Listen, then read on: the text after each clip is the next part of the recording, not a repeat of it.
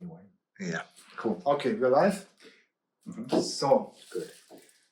Hoon Kim, hello. Welcome to the Proof of Sound podcast hosted by Papes. It's a pleasure of having you here, and I'm looking forward to talk with you a lot about yourself, about what you're up to, and your passion. And yeah, please introduce yourself and your background. Introduce yourself to the audience who is listening to this for the first time and meeting you for the first time. Oh, thank you, Saro. Thank you for having me here. It's a real pleasure.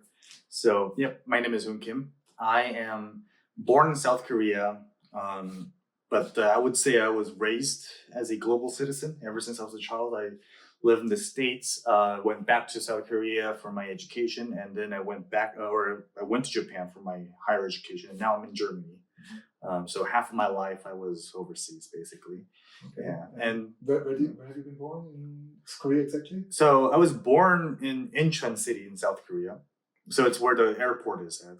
Say again, what is it called? Incheon. Incheon. Yeah, that's the city like near Seoul. It's a suburb, I assume. Or is Yeah, it's kind of a city nowadays, but when I was born, it was a suburb. Okay. But that's where the South Korean airport is. Basically. Okay, the international airport. Yeah, the Incheon International Airport, the biggest one in South Korea. Okay. And actually one of the biggest one in not the biggest in the world, but quite one of the biggest in the world. Okay, so when did you leave South Korea and what age?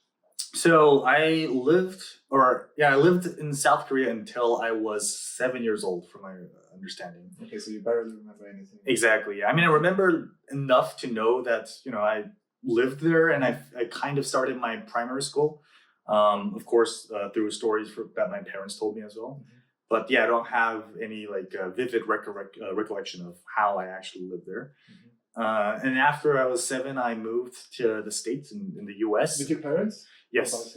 No, with my parents. I was too young to be. Okay, maybe they just sent you there and say good luck. I wish it was that easy. Where exactly to? So I first moved into Utah, Provo. Utah sounds like boring mountain. Well, it's less boring compared to where I'm gonna move next after Utah. But yeah, it's famous for their rocks and Mormons. And how come your parents chose that location to relocate?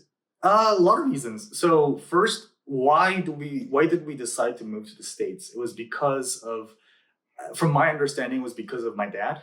So he wanted to, or his company, which is called, I think it's called Daewoo. It's called Daewoo, which is a car company. The car brand, of course, I know. Oh, you know? Okay. That's his brand?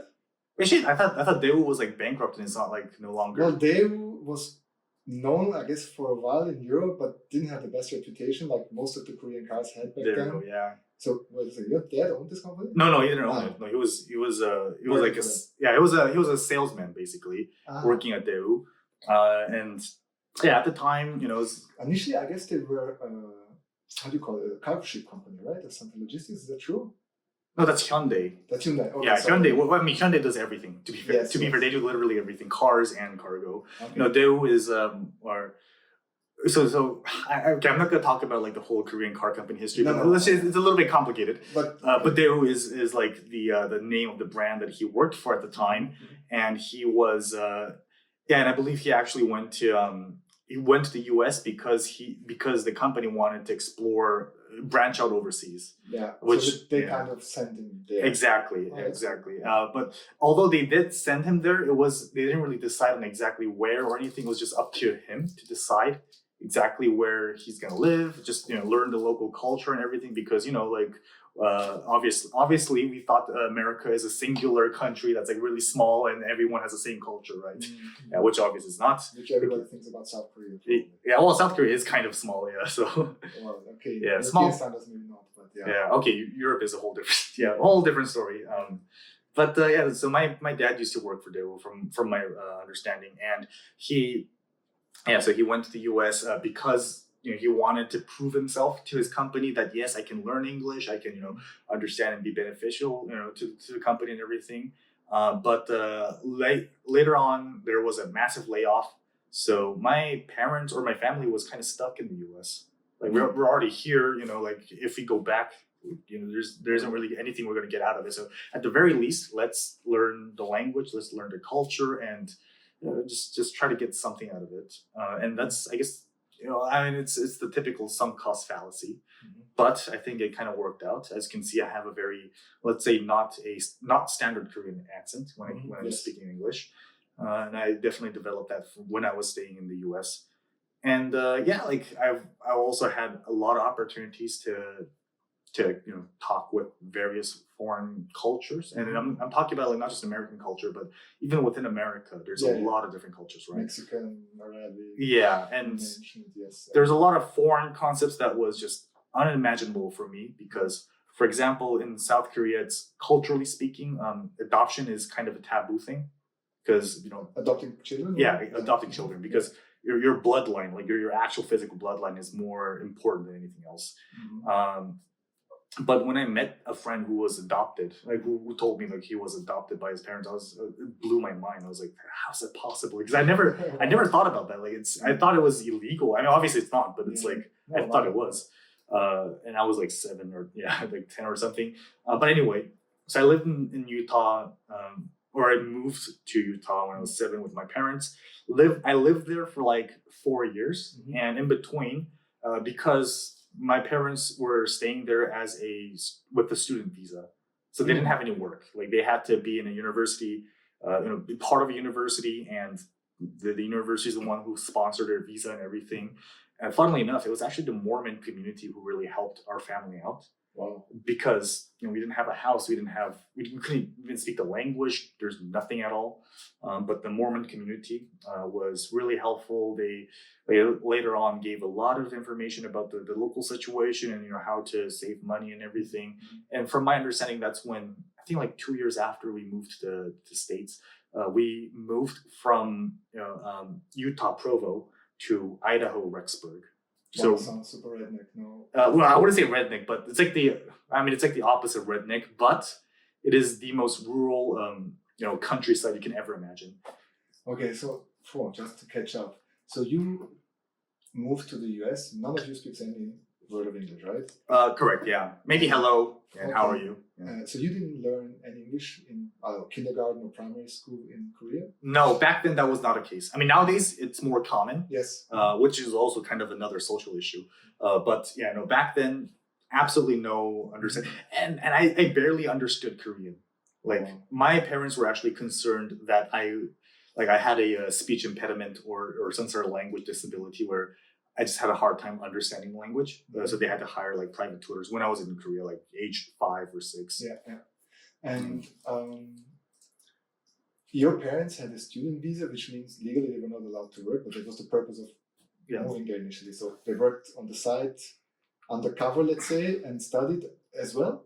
So that's the thing. Like initially, when they moved to the States, it was just under the promise that they were trying to study the local culture and bring back that as a bargaining chip for the company. But because the company had a massive layoff, like our parents were kind of stuck there. So you're correct in that they're not allowed to work at all. Yeah. So we were not allowed to have any legal income at all. But it was the Mormon community who basically helped us out. They sponsored you pretty much. Pretty much, yeah. They actually gave us a straight up house and everything. Like it was just. Although, by the way, I'm not trying to like say that everyone should be Mormon, right? I'm not trying to like advocate for Mormonism. Obviously, I'm not Mormon right now.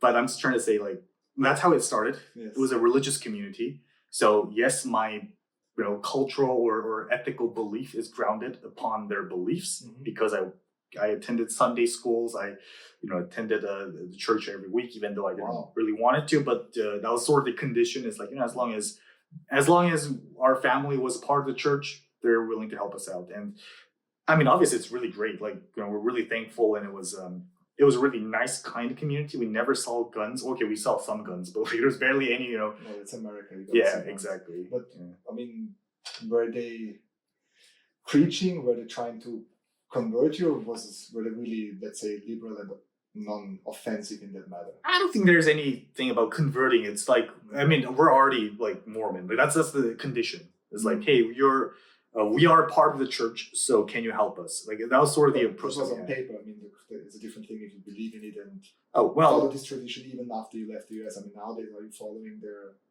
Well, I mean, no, I'm not following. Yeah, I'm not following their teachings, as you can see. So alcohol is another part, or let's say, it's forbidden within the Mormon culture? I didn't even know. Oh, okay then. So what is Mormonism? Mormonism is okay. I don't want to make this sound In one controversial. sentence. Yeah, one sentence.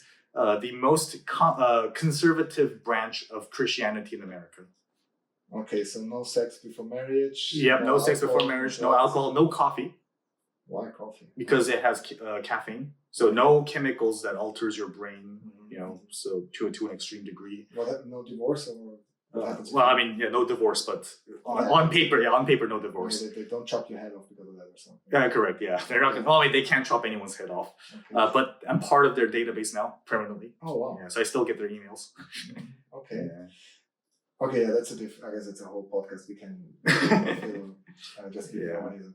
Okay, and you were the only Korean kid in that community? Not the only one, but definitely only like a handful. Okay, but at least you had somebody to connect with immediately. That's the interesting part because my mom didn't want me to connect with any Koreans. Huh. My mom, she didn't hate Koreans, but Yeah. she told me if we're living abroad, there's no point in like communicating with someone of your culture. Like, wow, that's very radical. Usually it's exactly the opposite. Everybody's sticking to their. My dad was like that. Yeah. So my dad wanted me to stick with your own culture. You know, make friends who are part of you. But no, my mom told me if you're in a foreign culture or just in a foreign situation, like get the best out of it. Don't. That's a good approach. I love that. Yeah, she discouraged me from being in my comfort zone. Mm-hmm. And because I was first of all, like literally I was 7 and 8 right at the time. So I was out of my comfort zone as much as I can at a very young age. But as a kid, usually you don't think about it and you just exactly go for it. Yeah. Exactly. And that's, I guess, what helped me a lot because my mom's teaching kind of resonated with me in a sense that, I'm never going to be in my comfort zone because ever since I was a child, I was never raised in, my culture, right? Yeah. So and whatever happens. And you don't have any siblings, right? No, I have a sister, younger sister. So she was with you, like? Exactly, yeah. Ah, okay. The same situation. Okay. Yeah. All right, very fascinating. Looking forward to listen to more of your biography. But let's maybe continue with the song. Within this podcast, we like to hear songs that are meaningful to you, and maybe were a part of your biography or your history. So, do you have any song that you want to start off with? Sure, absolutely. So this one is, it's like, I think I would say about 6 to 8 years after my departure or leaving America. Mm-hmm. Or sorry, moving from America. So like about 8 years after. So it would be like 4 years after I actually lived and left America, mm-hmm. Which is Vocaloid. It's a type of music, Japanese music. Mm-hmm. Let's see. Wait. I'm not connected to Bluetooth at the moment for some reason. Okay, so the artist name is? So first of all, I have to explain what Vocaloid is. Yeah, go ahead. Vocaloid is a type of software that was developed by, I think it was Krypton Soft or Krypton. Yeah. Mm-hmm. And they are basically, is that turned on, by the way? No, just... Okay. But, so they make a voice synthesis software where you can type in your own lyrics and rhythm, and the software will basically sing the music. And this is a niche genre from? From Japan. Okay, so nobody in Europe or anybody else knows about this. Probably they know the character. Like Hatsune Miku is one of the most popular characters, I would say. Mm-hmm. The first ever virtual singer. Okay. So it's the character is quite I want to say mainstream. Mm-hmm. But the musics are fairly niche. Okay, good. Then let's listen to it.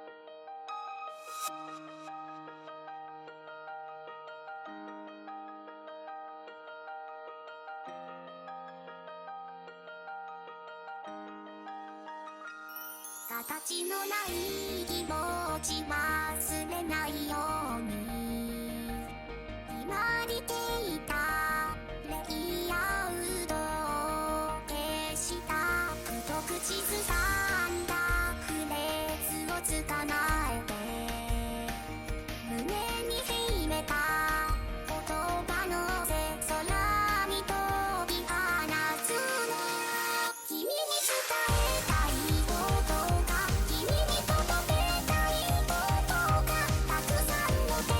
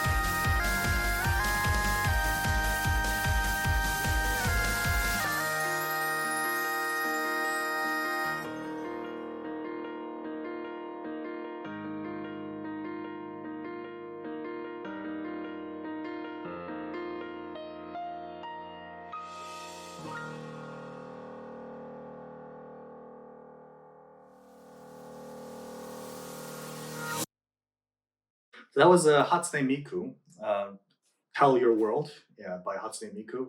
Well, she's the singer, and yeah, she's a voice synthesis software, kind of like Photoshop, but for making music in a way. And no, she's a software by Krypton. I think it was called Krypton Soft. Yeah, I gotta have to like search the actual name. So that's the tool, the software tool to make them sound. Hatsune Miku, yeah, that's the. Yeah, but there's actually multiple different tools with different characters. There's one from Kagamine Rin and Kagamine Ren, where like they're supposed to be twins, but literally the same voice, but with like different pitches. Okay. And there's like there's Kaito. It's like so many fucking Vocaloids, but the whole genre is called Vocaloid, where you have a software, synthesis or voice synthesis program that's specifically designed for singing, which was popular, like really popular during the early 2010s, and like late 2010s as well. It defined a genre in my opinion. But it's still live. It's still active. I don't know about hip. They're still active. I mean, the company's still in business. Yeah, I still buy their games.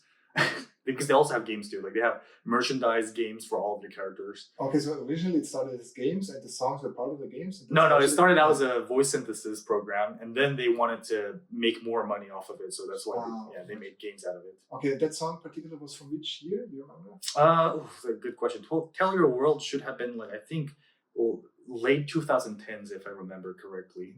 But it's more recent because I remember that game was actually, the music was part of Project Diva, which is like a game series based on that singer. Okay, I'm telling you like a whole lore about this. No, I'm curious because I don't know anything about it. I just figured that she was this hologram artist that was touring the world. Exactly.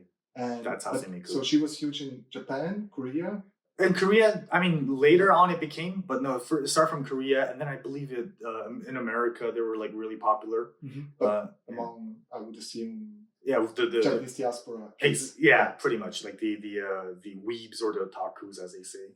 What does that mean? Weeb basically means like people who love anime or Japanese culture. Yes. Yeah, who are the Caucasian type. Yeah. Okay. Because obviously like you have to be Asian to like Japanese apparently. My sister she was or is into anime and everything, so she introduced me a little bit into that. But now seeing the profile or the visual art of Hatsune Miku, it rings a bell. I believe I've seen it, but the subculture obviously is very fascinating. I don't have any clue about it, but I'm interested in it. I love it. Absolutely, and that's what really the thing that really captivated me a lot is about it's really about the crowdsourcing or community-driven aspect of the software, because note that 2010 everything was corporate-driven. It was like the peak of corporate interest, where you have all the let's say it was after the Microsoft antitrust lawsuit, where now they cannot own all their browsers, but still corporate software was kind of the mainstream, while community-driven software was an open source. Well, I mean, Hatsune Miku is not open source, but still like community-driven tools and products were very niche, and it was almost non-existent. Everyone did it because of their hobby and their passion for it. While later on, now we have a lot of community-driven projects that becomes sort of the narrative and the norm compared to 10 years ago, right? And that's what really that's what made me love about Hatsune Miku a lot, because people coming together on the internet, strangers, and yet we can make a community out of it. Yes, it's so brilliant. Okay, and back to your time in the US. So you were in Utah. Yeah. And then Idaho after I moved to Utah. Yeah. So was we all know this, especially in Europe. We watch all these American movies of the college kids with the quarterback boy who's dating the what do you call it, the cheerleaders. Exactly. And then all the nerds get bullied and everything. Yeah. So how was your experience, especially since you didn't know any English? I guess you come to the school. Did you have any stereotype in your mind about coming to the US? Did you see all these movies and were you influenced by Hollywood, or was it completely throwing you into the cold water and soaking up all these influences and information and vibes? I would say it's the latter. So first of all, I never really watched any foreign movies or anything before I came to the US. Like I didn't even know what America was. I just thought like it was another I thought it was another town in Korea, you know. Yeah, but they speak like a weird dialect. And that was my impression, or that was my expectations, I would say. But yeah, after coming to the U.S., it was just absorbing everything. Like according to my mom, it only took me a year to learn English. Like Yes. you know, well, I wouldn't say master, but be enough to actually make a conversation and hang out with everyone. And what was great was because it was a heavily so the thing about Idaho specifically, I mean, okay, Rexburg, not Rexburg, but Provo, Utah, and Rexburg, Idaho, both of them are very religious communities. So everyone was very, you know, accepting of everyone else. They didn't really have any. I mean, yeah, they had their own prejudice, but as long as it's part of their religious community, everyone was fair game. So I never really had any. Yeah. So sorry. So the school you went to was also part of this religious community. No, the entire town was. So it was everything you attended was close community and always the same. Most likely, yes. I mean, I was a kid, so I'm not gonna say like, you know, I knew everything. But everyone I spoke to at least knew and understood the religious concept, because that's how I understood the world at the time. So I thought like, okay, everyone is part of religion. Obviously, I don't think everyone was. Like, there's no way to prove that. But you know, because of that, I guess the expectation was already set that okay, we're all part of the same community, we're all family, you know. So everybody was peaceful and respectful. Exactly, yeah. Like there was, well, it's also Rexburg, I believe, is one of the. It's in it's a town in the U.S. with the least crime rate, because well, there's not a lot of people there, first of all. But the nature is beautiful. It's like right next to Yellowstone. Oh, wow. So we actually drove there with our family. But anyway, yeah. So you know, I didn't really have any problem with that. I didn't have any stereotypes. They didn't have any stereotypes. I mean, okay, maybe they did have a little bit, but you know, they didn't really care. It's just the degree of stereotype is, can I use chopsticks or not? Like that's the only stereotype they have. Which, you know, to be fair, that's true. Like I can use it. So yeah, I never had any problem with it. As a matter of fact, I actually learned a lot, and it helped. It really helped me a lot because, as I said before, my mom wanted me to be part of the community. Don't talk with someone who you're already like familiar with in terms of cultural understanding. Just, you know, experience and observe and absorb whatever happens in your surroundings. And yeah, I guess that really helped me a lot because I never had any troubles making friends or getting along. I learned the language in a year. So you were not very introverted, you were very contact friendly. Yes, I love sports at the time, which is hard to believe nowadays. I was going to ask this next, yeah. So how did you spend your time there? I loved playing soccer, you know. Of course, I also love playing video games. I think my first contact with video games was when I was 6 years old, because my dad was into it. So I naturally got into it. Which games did you play back then? So when I was 6 years old, first video game I played was Age of Mythology. Oh yeah, I remember that. Really? Yeah, it's a classic. Yes. Classic RTS game. My dad loved the demo disc version of it, so you didn't even have the full one. You just played demo. Yeah, you just played demo over and over again. Yeah, back then you used to get them for free with this PC. Exactly, yeah. Magazines, if you buy, magazines. I think that's where he got it too. So he got the demo disc and he was playing that over and over again. Because back then it was hard to buy games. It's like before Steam, so you can't really buy games easily. And even then, Steam took a couple of years to take off. Yes. But so that's how I got started. And then I played a lot of South Korean online games because. Believe it or not, South Korea had like massive online games, massive multiplayer online games, and just massive online games ever since like the 1998s, I think. So you would say that South Korea was the forefront of online gaming culture? From my knowledge, yes. Really? They were the first one to really have that. They had the first streamer in the early 2000s. So like during the early 2000s, when I was like really young, they already had Twitch equivalent and everything there. Of course, all the horrible culture that comes with that as well. Yes. But I was too young to understand that. Only thing that I understood was I love video games. I played Age of Mythology. It looked so interesting, so I wanted to make something like this. And that's how I made friends. Even when I was in the States, I love to play games, although I would say I was a little bit more extroverted because I love to go out and my friends didn't really like playing games, so I wanted to play what they like to play. So play soccer mostly. Soccer and board games. a lot of board games like Clue, Monopoly. I think those are the top 10, the top two that I played the most, like in every gathering. And fun fact, this is going back to Mormonism, but in Mormonism, there's this thing called Family Night. I think it's called Family Night, where once a week, if just your family has to come together and play a board game with other families, or just yourself, or with your family, within your family, or with other families. So it's a kind of unwritten law that everybody Yeah. should follow. Yeah. And you, Well, I think it's written. I think it is written. So, really? yeah, well, not board game specifically, but a family activity. So something that all family members can come together and do something. And Because you followed that rule with your parents and everything? not that much. Ah, okay. Yeah, but we did try it, and a lot of other families invited us to it. So of course, like, Ah, okay. So it was not, let's Yeah. say, autonomous. So you were yeah, inviting. yeah, exactly. I mean, there's no police that's gonna like Yeah, fucking yeah. arrest us. No, for it's that. it's a smart approach. I mean, why not? At least I would think at least once a week you should have a dinner with friends or family members, and then why not have Exactly. But that's the game night? that's like the Mormon culture is that at least once a week your family has to come together and do something together.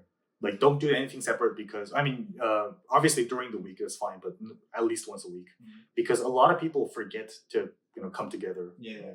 So so of course I was did that, and board game was like a huge part of our life within the community. And Clue and Monopoly was like the most popular one, because everyone had that and everyone knew the rules, right? And I had a lot of fun. But I guess I would say that's where I started to develop the power of video games, or just games in general, for a lot of people, because it's a tool and activity that brings people together. Yeah. Regardless of your background, your beliefs, or anything. It's something that makes you want to interact with others. As a child, especially like when I was in the States, like early on, I had a hard time. I mean, I wouldn't say that hard, but I definitely did struggle to connect with people because of the language barrier and everything. I wouldn't say cultural barrier, because I didn't have a concept of You were culture. just adapting theirs. Yeah. Exactly. So there was a bit of a learning curve, but games was like the easiest way to get together. Like, you don't need to have a specific topic that interests people, as long as you're focused on the moment, right? And I guess that really captivated me a lot. But of course, this goes out like even after I moved to the States, where that was like the real problem, I would say. Like, after going back to South Korea, that was when I had a lot of troubles.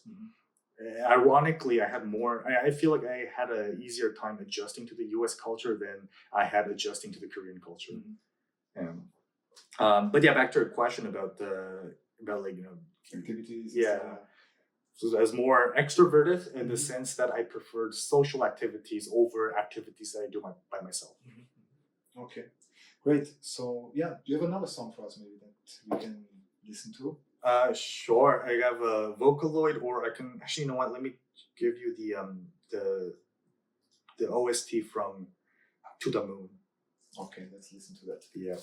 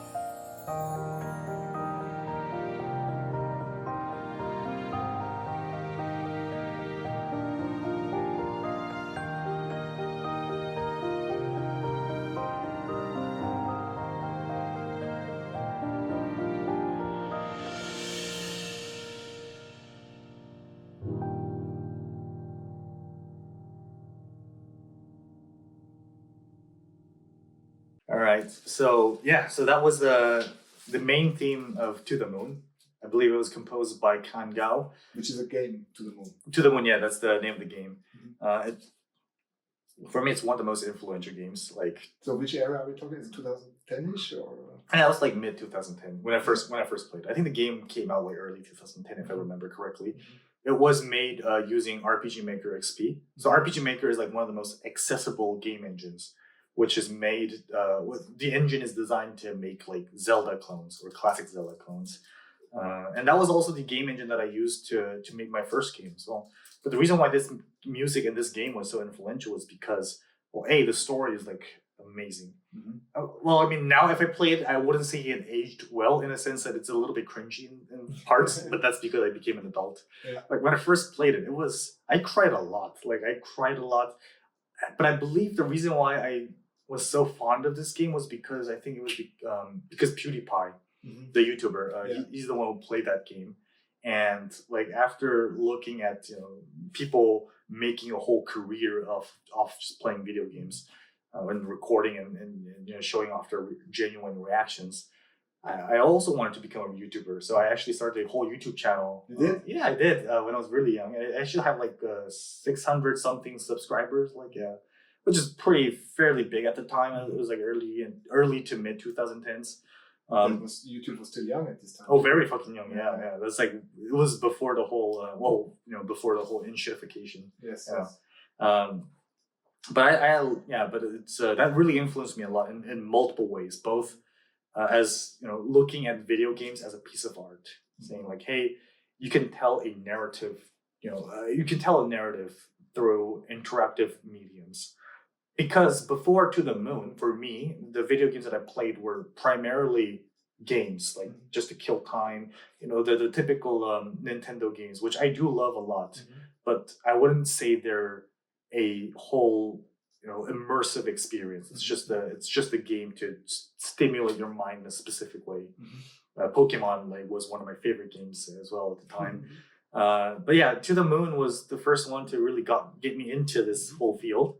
And that's how I actually started my passion for looking into visual novels, reading books, and doing a lot of research into what makes video games so immersive and fun. So yes, contrary to popular beliefs, video games do make you want to read more. Yeah, I guess you're an exception, but okay, fair enough. Maybe reading cheat books. Okay, yeah. Something like that, yeah. Okay, and in school, how did you do in the US? Were you a mediocre student or? I think it was okay. Actually, I believe I won a award at a spelling bee contest. Oh, wow. So yeah, spelling bee is I think you know what a spelling bee is, right? Yeah. With the parents in the audience and everything. Exactly. Yeah. Oh, so that was pretty. They must have been proud. Yeah. Oh yeah, they were really proud. But it was a talent small show community. kind of. Yeah. Okay. It's a small community, but you're not like, oh, I know how to fucking spell that word, Yeah. I mean, now I don't know how to spell anything because we have autocorrect. Yes. Why would I spell that? Yeah. Okay, and then at some point your time in the US also ended, right? Yes, correct. How was that, and why was it? So I can't pinpoint the exact date, but from my understanding, I lived in the States until 4.5 years in total. So when I was about 11, 11 something. We had to move back to South Korea. What was the reason? Two main reasons. One, we were running out of funds. There was a limited amount that our parents could actually make through the church and the university's courtesy. Since we have family of four, yes. Economy is not doing that well. And now that I think about it, it was when we moved to the States, right before we moved to the States was 9/11. So obviously And then 2008 you had the financial crisis too. But okay, by that time you left already. 2008. No, you were there. No, I think I was there. I should have been there. But I think that's a whole nother topic. Probably I have to ask my mom because now that you mention it, actually maybe there's another reason why that I don't know. Because my parents wanted to make things simple and Yes. no troubles. Like it was like, oh, we're just moving because who and you weren't speaking enough Korean, and they were kind of afraid that I might lose my mother tongue, which is also another fair reason, right? So at home you were speaking Korean No, English actually. with your parents? Yeah, that's why my parents were kind of concerned because I was not speaking enough Korean. Okay, but initially when you moved there, you spoke Korean with Yeah. them, but then you switched to English. Yes. Okay. Yeah. But even then, like I during the initial time when I was in the States, like I was not good at my Korean, and I still am not really, honestly speaking.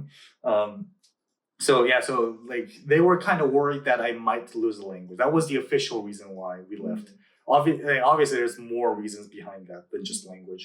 But like they told me like, okay, like we're kind of losing our Korean, and we don't have enough funds to just burn in America. So let's move back where my parents were more comfortable, that they could actually make a living, like a full-time living for a family of four. So yeah, we went back to South Korea, and I can vividly. Which year? Do you remember? That was like when I was 11, so I would say it was like 2012 or 2011 ish. Yeah. Okay.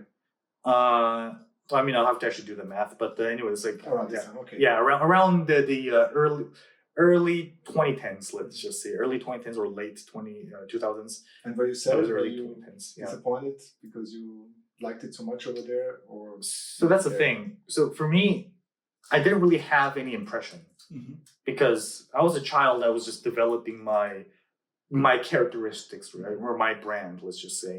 So I didn't really have any impression at all. I just thought like, okay, we're going back home, or whatever home means, because my parents tell me it's my home. Everyone around me, even the fucking government tells me it's technically my home. Yes. Yeah. But I never felt that as my home because we went back to South Korea. We went back to Incheon, where I was born. But by the time when we came back to Incheon while we were living in the States, or after we were living in the States, the city changed completely. Everything was so expensive because it was like the closest place to South Korea. They had the biggest airport. So like there's so many influx of capital. The closest place to Seoul. Yeah, pretty much. So yeah, because of the access that they provided. Well, I say closest, but it's like probably similar to Munich to Freising. Yeah, it's like not that far away. You can just go with the train. So the accessibility and the influx of capital changed the city completely. So we used to live, like before we went to America, like we used to live in a fairly decent apartment where like it was big enough for a family of four, even five, if you dare. Upper middle class? Initially it was like upper middle class, but now when we back to South Korea, I remember we were so poor. Wow. Like we were living we had to live in a basement of someone's house actually. Damn. So it was like that bad. There was like a lot of mold. My mom was really concerned, and my mom. I remember like how much my mom fought with my dad. Like that reminds me actually of the movie. Damn, what was it? This cool Korean movie. Oh, Parasite. Parasite. Okay, they were living in a basement too. That movie, I love it, but I hate that movie because it was so real. Oh wow. It was like it hits a little bit too close to my heart. Like it was like, okay, I can't watch that movie. It was like. Okay. It was a little bit too true to how my life was. That's how it was exactly when you came back? Oh yeah, very close. Although probably that family had it worse because they live in Seoul. Incheon was like not as expensive as Seoul. Yeah. But did your parents have a job initially when they moved back, or? No, they had to find a job, I think. Okay. Yeah. So, but they thought they could get a job, right? And that's how you always make a decision when you think you can do it. They struggled a little bit. I remember like. Yeah, no, I remember like from that point on, my dad and my mom were always fighting. They were always talking about money, and I never had any problem, like personally, because well, I guess I was too young, but also I love video games. Like I made friends in the States. I feel like the world, at least the world in South Korea, was too small for me. So I knew that there was a bigger world out there. So why am I so concerned about what's happening right now? For me, I didn't really have any problem with it. Just enjoyed whatever as long as you had your games. Exactly, and that's when Age of Empires 3 came out. So I love that game. I would play that over and over again. You didn't care if it's in the basement or. Exactly, yeah. Okay. And as a matter of fact, it was cozy as hell. But it was weird when when I had to, we had the squatting toilet, like not a sitting toilet, but a squatting toilet. It was like, I never saw that in a house before. I always saw that in my grandparents' house.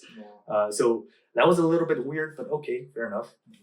And I don't know, like another point of concern was when my cousin, or not cousins, but my parents' family, my grandparents and their siblings, apparently they didn't really want to support us because they were saying, "Oh, I told you so. I told you, like going to this." Go to the US. Exactly. So apparently they had that drama going on. That's why they persist. My family persisted on living in Incheon because my grandparents and my cousins were living in a countryside where it's much more affordable and everything is more stable and predictable. Let's just say. But my parents persisted that they wanted to retain their previous life before going to the US, but they struggled. And they had to come to terms, basically. So, yeah, I mean, I don't know what to say. Like, when I first moved back to Korea, regarding my school life, I had a hard time adjusting. Let's just say the South Korean culture was very, very conservative. Yes. They don't like foreigners. There was barely any foreigners back then. And because I didn't speak perfect Korean at their standard, and I had very different values and mindset of everyone else, I was an outcast. Made you feel that you're an outsider? Oh, they were very clear that I was an outcast. Like even my teacher suggested that I take a lower grade study. And as a matter of fact, the government actually recommended that I take a lower grade study. So I had to take like 2 grades down below my actual age grade. So I was actually 2 years older than most people that I was studying with. Oh wow! So this is what in Europe, or let's say where I grew up, if you fail a class, you have to repeat the class, and then you're always the oldest guy. Yeah, but look, imagine that when you're like 12. Yeah, it's like that. That happens usually after 13, 14. Yeah. So I mean, I didn't really understand like what was everything. I just accepted as it is. But one thing that I was not expecting was in South Korea, the culture when it comes to age and your social status is very important. Yes. Like your age and your quote unquote life experience is everything that defines you. So me being like 2 years older than everyone was, let's say, very awkward for everyone. And I didn't understand that. So of course I wanted to be like friends and just be normal, but they were the ones who were kind of trying to keep a distance with me. And I kind of realized that later on. And that isolated me a lot, I would say. This is the impression that I have, and maybe it's kind of a stereotype of Asian culture, especially South Korea, Japan. This losing face mentality. Yeah. Being out of the norm, not meeting standards of the others in your surroundings. Oh, absolutely. And cutthroat competition. Yes, competition. Yeah. I mean, we have this also here, but it always felt to me that over there it's very extreme. It's very extreme. I mean, especially now I can say it's very extreme because at the time I didn't realize how bad it was, but now I can definitively say kind of fucked up because like they will announce your grade if you are not within a certain, let's say quota. Like they'll be very clear that everyone in your school knows that you're a failure. Damn. And that was to encourage, them to be better.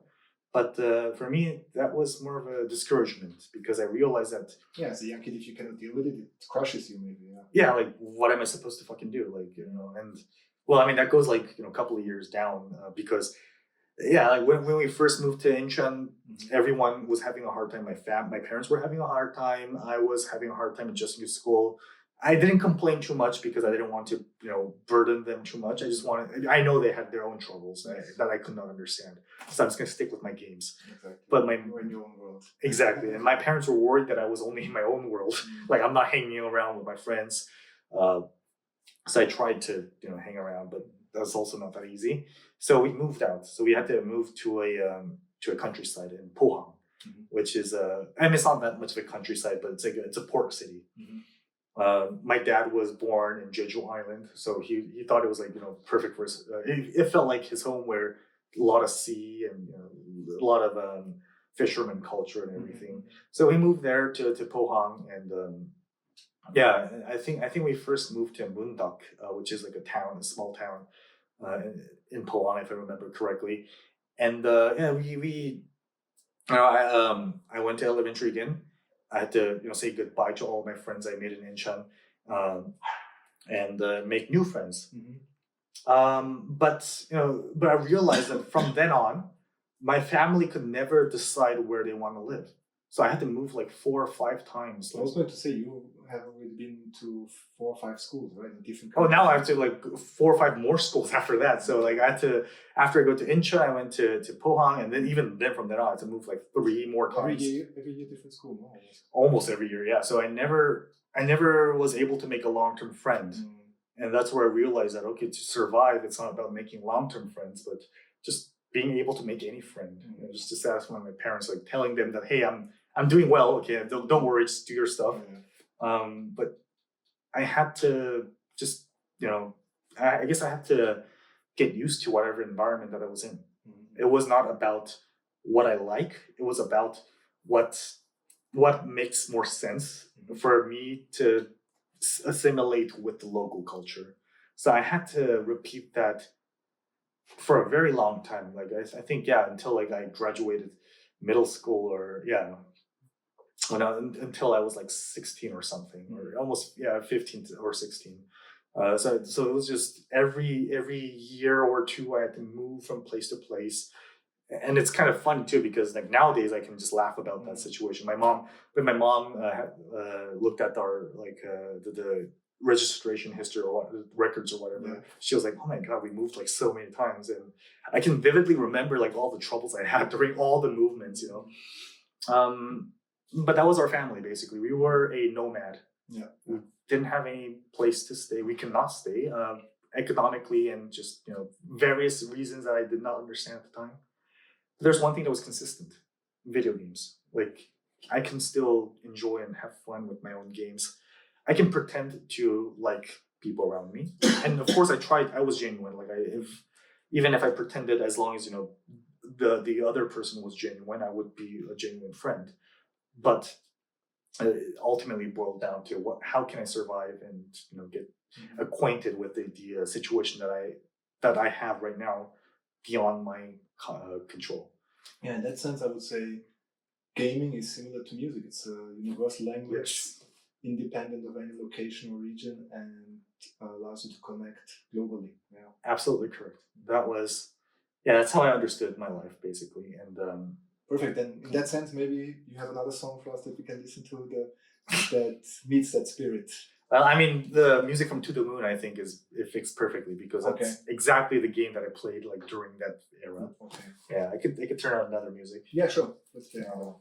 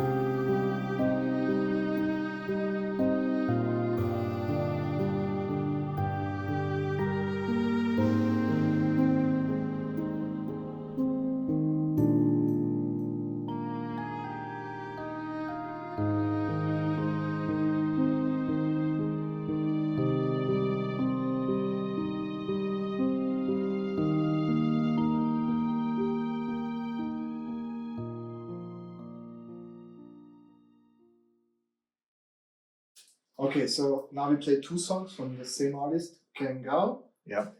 And the soundtrack of these two songs was also from the game To the To the Moon. Moon, right? Yes. The first one was called Lament of a Stranger, and the other one, Moonvisher. So yeah, you made clear that this soundtrack or these songs from these artists are very influential to you, and they connect you to this period of moving forth and back and these hard times with your parents, I assume. Absolutely correct. Okay, so you were playing this game up and down for years. Yeah, pretty much, I would say. Well, it's a little bit more complicated. So I was playing a lot of different video games, but when I played To the Moon, I first knew about To the Moon when PewDiePie played it. Yes. So it's like mid 2010s or so when I was about to graduate elementary and everything.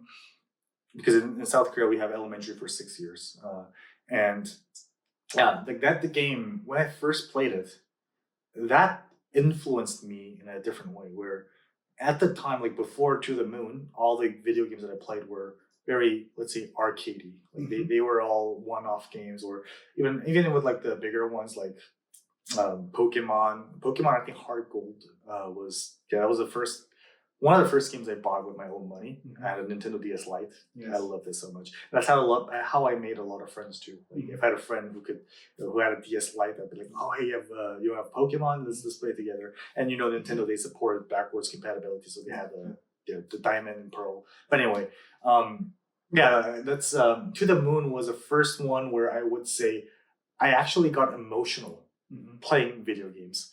I never had this feeling before. I mean, when I watched a sad movie or read a sad book, yeah, of course I got emotional. But the video games, I never expected. And that's when it kind of struck me. Like, when I was a kid, the only thing that I can rely on with all this like crazy lifestyle of moving everywhere, like not having, nothing to rely on. I can't make long-term friends because I don't know when I'm going to have to depart with them. So I never tried to emotionally connect with them because I knew that I'm going to just be sad. When I played To the Moon and just video games in general, that's one thing that's consistently with me. That was always with me. And it changed my life in a different way. I always wanted to make video games as a hobby, but I would definitely say like after that point on, I wanted to make video games to help people like me. Like I wanted to be something that tell a story or give an experience that like a therapy. Yeah, like a therapy or something that you can rely on. Like even if you don't know what's going on in this fucking crazy world, at least you can rely on the fact that you're going to enjoy what I've made, or like the immersive experience that I provided to you, and that became my life goal. Like I'm willing to die for just to do that, and because that's what helped me, and I can guarantee that can help other people too. Yeah, and To the Moon for me, it was specifically that game was so influential in that sense. And did you accidentally meet let's say you met someone in school, were there other kids that were playing the same game and you immediately had the same connection, or were you the only one who was playing that? Oh, like To the Moon, yeah, I was the only one. but okay. Different games, absolutely. Yes. Yeah, like in South Korea, Maple Story, which is one of the largest like 2D side-scrolling MMORPGs out there. It was so huge in South Korea. Like they had a whole industry just around that game and Lineage and other online games. But for me, I loved Maple Story and that's how I made a lot of friends too. Like not through that game, but I mean that too, but also through friends in real life in my school who played the same game. So I made a lot of friends through that, and that's how that became a conversation starter for me. Initially, I had to actively think of a reason to make a conversation, but now like I can just talk about the games I like and somebody would connect. Exactly. And so similar to music, yeah. If you're a fan of a certain artist, absolutely. Artist, you find someone and then immediately you're friends. Yeah, like quarterback. Okay, is that a musician? Quarterback? No, quarterback is a football. It's a football position. Yeah, no, Silver. There's also artist. Yeah. I forgot the names. I'm sorry. Yeah. But anyway, yeah. Nickelback. Yes. Okay. That was the name I was trying to go for. Yeah. Anyway, yeah. You mentioned a very specific name, and you connect. that was like that. Okay, and so you were back in South Korea, then you moved to this to the seaside, right? In Pohang, yeah, it was the port city. Yeah. And then at some point you moved again to Japan. So that was when after I finished all my academics. Okay. So during then, at least for a couple of years you stayed somewhere, which was well, not really. Even in the same city, I moved like several okay. times because like the house was not good enough, and we had to. And because if I don't know if it's like by law or anything, but most likely it's by law. Like if your house is closer to another school, you have to move to that school basically. Because unless that's the case, I don't know why I had to move so many different schools. And there's also, I guess, I heard something very particular about South Korea. If you rent an apartment, I guess you have to pay upfront the rent for it. Oh, okay, that's called chonse, and that is a thing. I think that's not everybody doesn't. It's an optional thing, but it's like a type of renting. Yeah. Okay. Well, that's a different topic. Yeah, it's a whole other economic topic. Yeah, and that's the cause of the Korean bubble. But anyway, that's okay. Yeah. But in terms of like moving in school, so yeah, I had to move several times after I finished my elementary. During my middle school, I moved to the poorest point of Pohang. Wow. And Pohang is already like pretty small, so like I did like it's like it's like the suburban side of a suburban town. Let's just say. So almost ghetto. Ghetto. It's a ghetto pretty much. But hey, at least they have a pretty big tourist spot. Which is crabs, and fish. Yeah, so they're famous for that, and that's why there's a specific period where there's a lot of people in that town, and every other day outside of that period, it's empty. So horrible place. It's called Guryungpo. It's the tip of South Korea. Mm-hmm. So if you look at the South Korean map, you have like the little tip on the western side. I lived in that tip basically. So nothing but just sea, and it was a close town. I liked it. I liked the people there. Yes, that's when I did my. That's where I did my middle school basically. Mm-hmm. So I finished. At the time when I was like 11 or 12. That's when I was into programming and started to make my own game because as I said, like video games was the only thing that was a comfort in my life. So I wanted to make video games, and I tried to make my own games, using various engines, programming languages, and everything. But anyway, so that's how I got into programming. How did you learn programming in school? No, there was no computers at school at the time. It was like no mention of it or anything at all, and I had to learn through books and everything. And thank God that I didn't care about the curriculum back then, because my grade was bad anyway. So I was like, you know what, I'm just gonna fuck it. Let me do whatever I want. So I bought a lot of books. Like I went to the library, bought like programming books, and I searched online. And because I can speak English, I was able to search in English, which actually has more resources than ones translated into South Korean or Korean. Sorry, so that's how I learned programming. So you had an English keyboard, or in Korea you have your Korean keyboard is 1-to-1 with the American ANSI keyboard. Okay. Yeah, so US keyboard is exactly the same as Korean keyboard. Only difference is the key has different symbols. Mm-hmm. Yeah. So it's like 1-to-1 matching basically. So yeah, I could just like type English. Yeah. And that's how I learned programming, just self-taught. I searched for whatever I could online, bought a bunch of books, programmed it myself, learned it through using different game engines, which was one of the bigger ones was RPG Maker, which is the engine that was used to make To the Moon. And that was the reason why that game was so influential, because it was not just about the story and the music, but the fact that I can actually use an engine that made the game that I was so influenced with, I felt like I could do that too. Like that's a whole different feeling, because back then, or even I guess now to an extent, a lot of the game engines were proprietary software. So only the company had access to it. But that was one of the, not the first, but one of the few major games where anyone can use the same engine and resource to make that game. And RPG Maker uses Ruby, with the programming language, which is used to program all the core aspect of the engine. So I would learn that language. I would manipulate the core aspect of the engine to do things that I really want to do specifically that the engine was not really built for. and that's how I started making video games, or learning programming and making video games.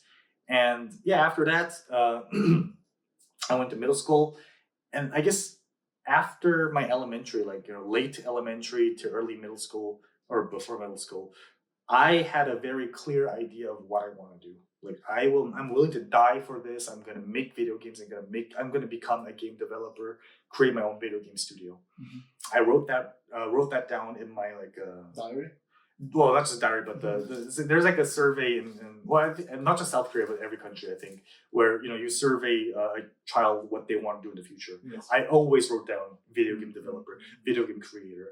Never once I never wrote down anything else. Doctor or... Yeah, obviously my mom would love to be Yes. would love to have me as a doctor, but no, I told her, no, I'm not gonna do anything like that. I just want to become a game developer. For my family, it was a little bit odd because game developer and gaming as a career or a business is such a new thing. I mean, it was mainstream enough to know that it has a big market, but not enough to say that it was stable. So they were a little bit worried, but my mom, at least, she really respected what I wanted to do, and my dad was also he understood why I wanted to do this. So they let me do what I wanted. They didn't care if my grade at school was horrible. That's cool. Yeah, I really appreciate that. They were, both of them were so supportive of my dreams. So yeah, that's how I started my passion for video games as a developing or as a producer, as a game producer. And So you developed the game and you finalized it? It's live? well, I mean, some of them are, but they're all hobby games, so. With the soundtrack, did you include music in that? Actually, yeah, of course. I do have a couple of music for that. And there's a funny story behind it too, because some of the games, and this is after late middle school age, where I actually contacted various people online. If I hear a good music, I would actually email the person who made that music. I would tell them, hey, I want to use your music for my game. Can I do that? And some of them would actually allow me to do that. Yeah. And I was 14 at the time. Okay, so you used existing music for your games. Yes, but they're all small creators, so not. I didn't compose my own music. I didn't really know how to do that. And how did you promote your game in order for the audience to find it and play it? At the time, it was just through my blog and through various local indie game community channels. So, here's the thing. So when I entered middle school, my life, let's say, after when I was 13. After 13, my life viewpoint completely changed because I thought the school was bullshit. I'm not good at what they're asking me. So there were no classes that you liked, mathematics? No, I sucked at mathematics. You did? Okay. I was horrible at math. Science, it was interesting, but I was music? horrible at it. Neither? Oh, there's another story about music when it comes to my middle school, because I was okay with music, but when my school forced me to do music because they had this whole historical preservation thing going on, I fucking was so turned off by it. I complained to the principal. I went to the principal's office. Imagine a fucking 13, 14-year-old kid going to principal's office demanding that I'm not going to study music because I have a programming thing going on right now. Look at my project. So why should I study music? And he gave me a really nice grape juice, and it was okay, that's pretty cool.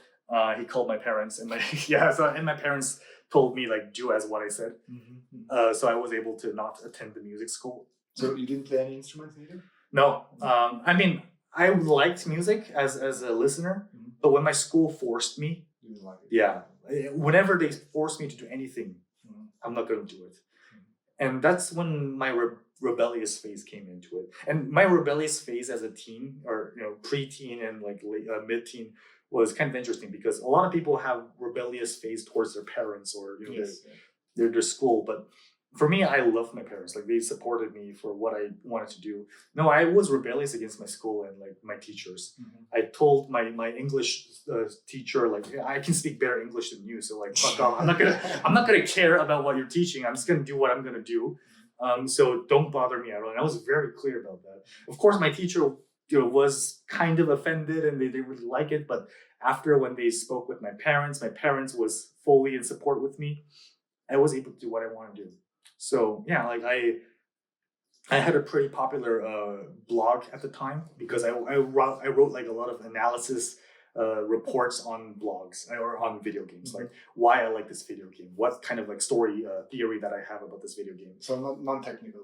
No, just purely like storytelling, and just analytical literature based approach on my blogs, and that content actually was quite popular. So in English or Korean? In Korean.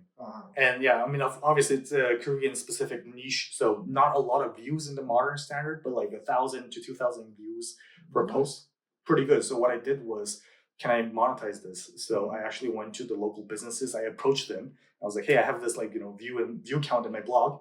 Do you want to sponsor me? Like, if you pay me this much, which is like not a lot really. It's like I just wanted enough money to buy the things I wanted to buy. So I approached the businesses. I brought my mom to sign the contract because I need a legal adult to like Sure. Yeah. But So that means some partnerships you established. Some. I had a lot of sponsors. So You did. Yeah, and not a lot, but I had some sponsors. So I made enough money to pay for other artists online. So I asked them to draw the art for my game. Okay. So I did that to make a bunch of a lot of visual novels and RPG games using RPG Maker. And I had another like side business where, because I knew how to use torrent and like I was a little bit savvy with the online English side of the internet, I would illegally download video games for my friends And sell it. Yeah, and sell it. Yeah. It's I mean now obviously it's quite bad, but I was like 14 or something, so I had that business going on. I was hoping to like make an actual business registration and everything, but looking at the cost and everything, like after actually analyzing, I was like, okay, you know what, it's not worth it. Let's just do it as a side business, focus on the video game side. So yeah, that's how I made money, like as a early teen, and use that to finance my game project. And I paid my friends, and whenever I had a friend around me, like, and that's when my quiet period happened. Like when I was 14 to like 16, during that time, it was my quiet period where I didn't make any friends from my school. It was like the complete opposite from my previous years, where I would try to actively make friends. But now I'm like, fuck it. I know what I'm gonna do. I don't care what other people think. But the moment I knew that a friend around me knew how to do Photoshop or draw some good art, I would approach that person right away and say like, hey, you want to make a video game with me? But these folks were mostly from South Korea, I assume. They're all South Korean.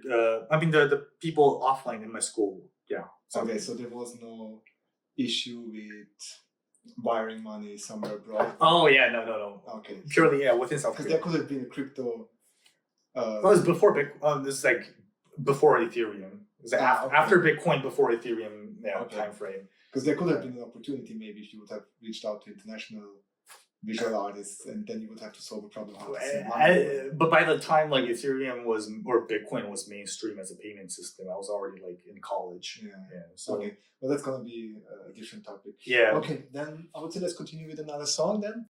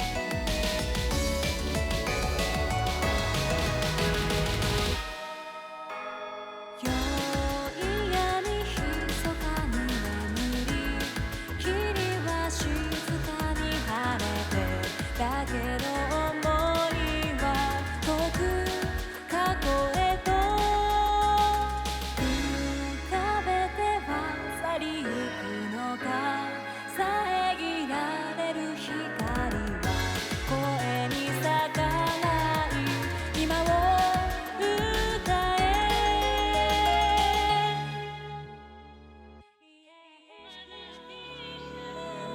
水面に浮かんだ宴の引き絵で晴れ渡る地平確かなものがあるのよどみに浮かんで歌方に消える雲の人のよ愛しき定めのようでしょう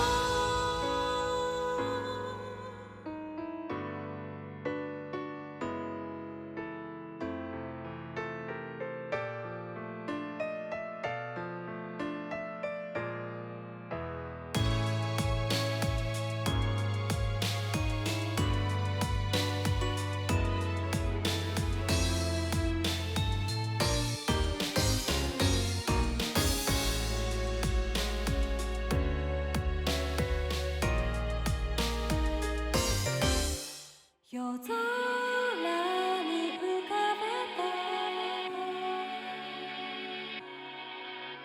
照らされた月は儚き幻想でもよどみに浮かんで歌方に消える雲の糸のよう愛しき定めのようでしょ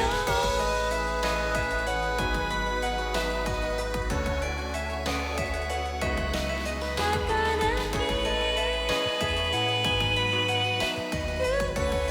でも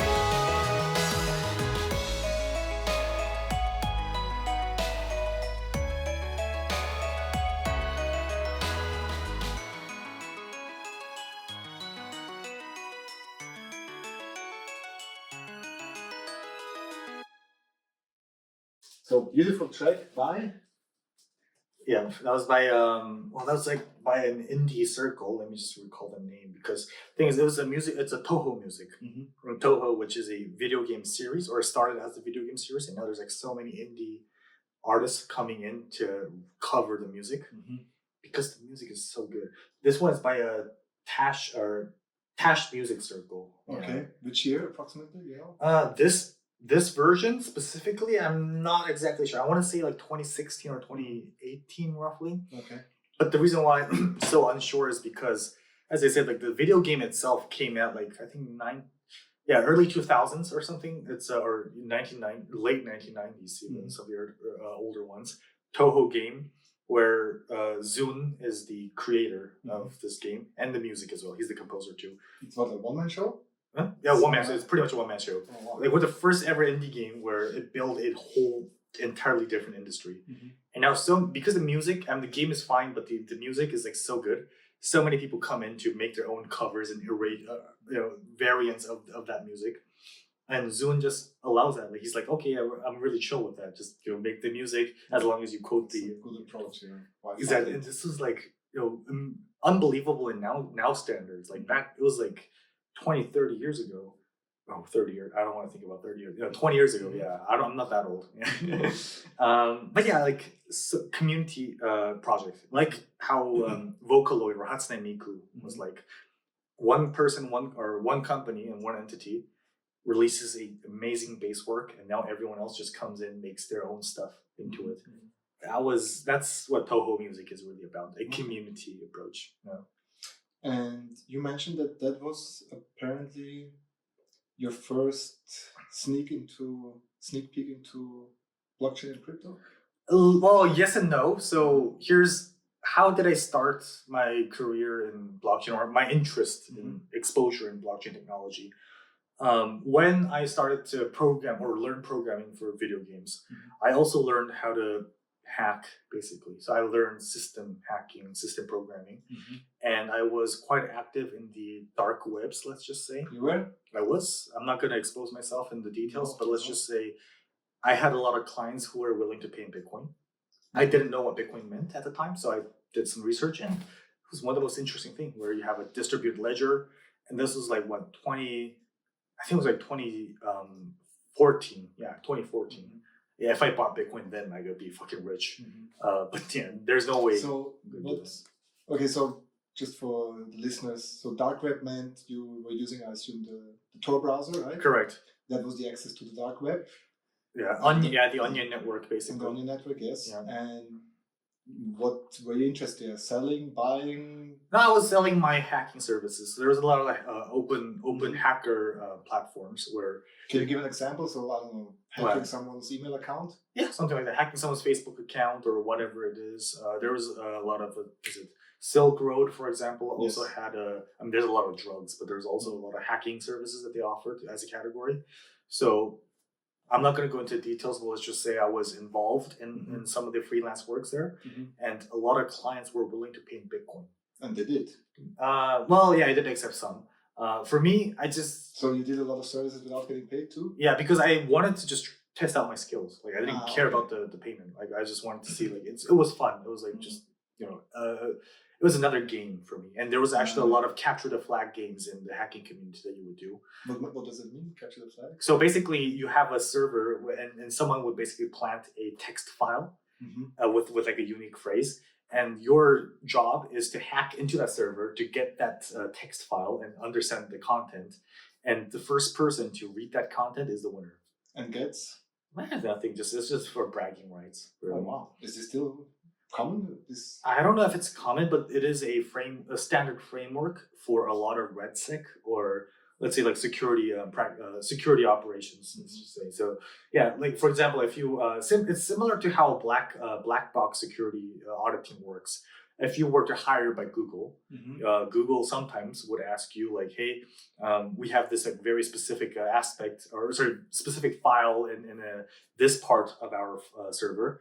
Can you actually read the content to us? And that's how they verify if there is a security issue or not, and the compensation is calculated based on that.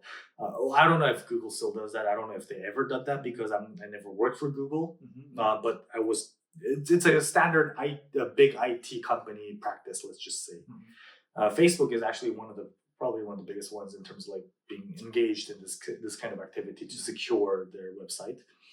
I didn't work for any big companies or any known ones. I just worked as a script kiddie, which just means I don't know too much about hacking, but I knew what was the right script or where I can get the hacking tools and just use them for whatever reasons I want. I would hack a lot of my school computers and I would like remote control the teacher's computer and during class. In class? Yeah, it was. And I would like show like some funny pictures. And then me and my friends would make bets if I could actually do it or not. Yeah, so I used to do a lot of stuff like when I was in my early teens, let's just say. I'm not too proud of it nowadays, but then again, it was like during Windows XP where there was no security. Windows 7 was when security was a little bit hard enough, so it's not easy for script kiddies to do anything. But Windows XP, free game, it was free for all. So I exploit that a lot, and sometimes my teachers would actually call me to fix their computers.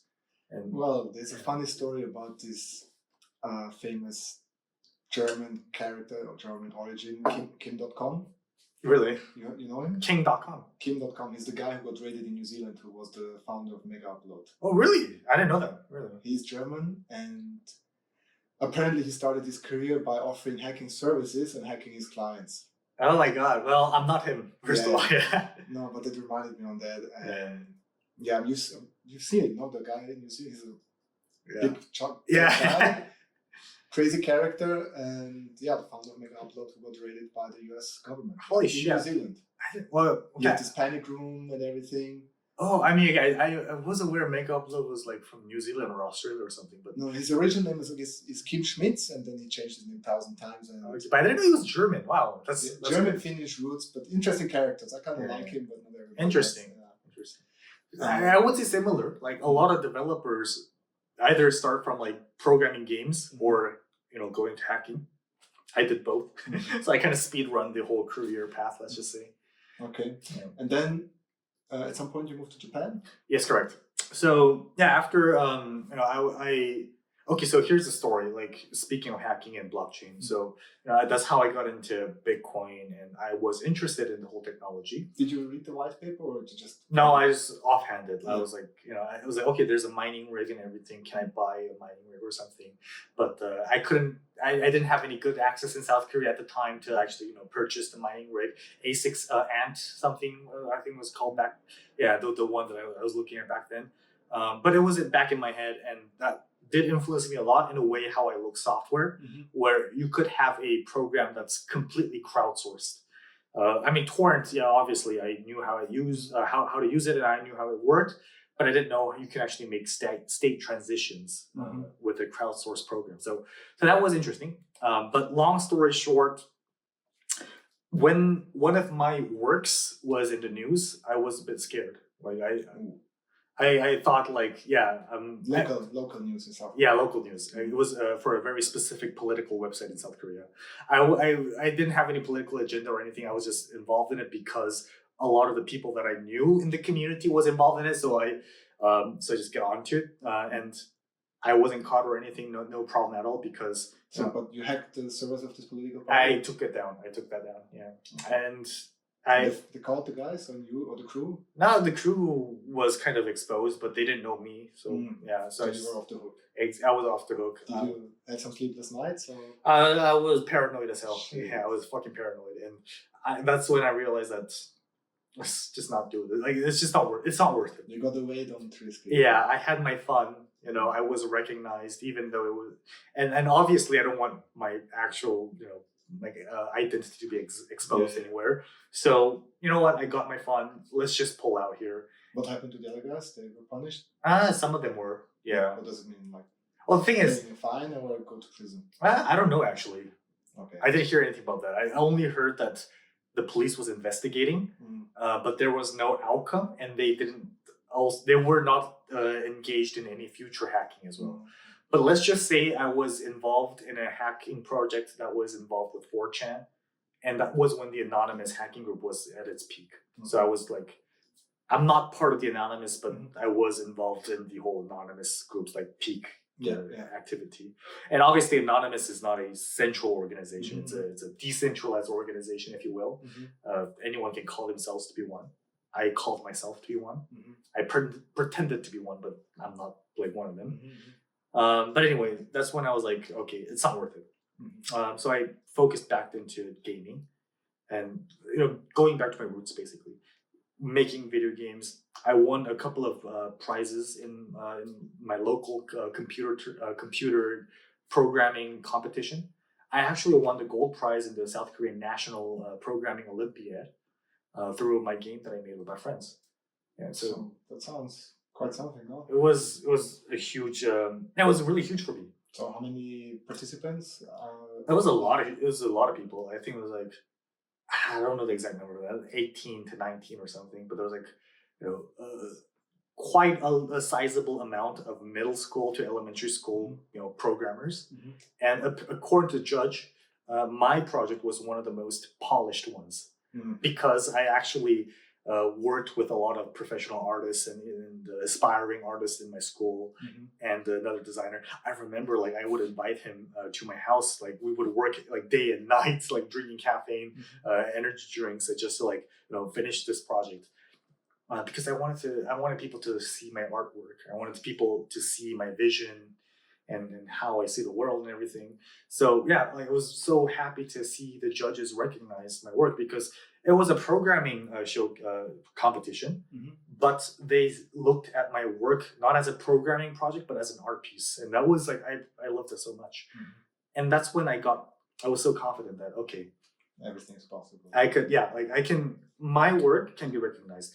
I know it's not at the professional level, but still I'm going there. So what I did was I looked at an irrational perspective. What am I missing right now? I know how to do programming. I love programming, but I can learn that on my own. What I cannot learn, and that is critical for any business or any video game business is business. How can I manage something? How do I know accounting and everything? And that's what motivated me to go to Japan to study business. Why Japan specifically? For my college, because well, Japan is known for the video game and anime. So you know, like I felt like it was a perfect opportunity, a place to study more about where my passion originated from. So, but I was a middle school. You know, I was like what, 16, I think, or something. Yeah, I was around like 16 or 17 at the time when I got the award, and I was confident. But I didn't want to do high school because high school in South Korea is horrible. Japan, at least they have club activities. South Korea, they even like removed that during my time because it didn't help with your grades apparently. So, you know, I said like, fuck that, I'm not gonna do it. So what I did was I took the GED, which is basically a graduate diploma, like equivalency exam. Where By the age of 16? No, I think I was like 17 or something at the time. So, and that means you finished officially school? Yeah, I finished middle school. Middle school? Yeah, middle school. So middle school... So we have elementary for 6 years, middle school for 3 years, and high school for 3 years. That's the South Korean curriculum. Okay, and that means you finished school by 18, 19? No, around like 17 around, yeah. 17? Yeah. Okay. And then, so that you finished that and then you moved? Yes, but but the thing is that I skipped middle school because I didn't want to do it.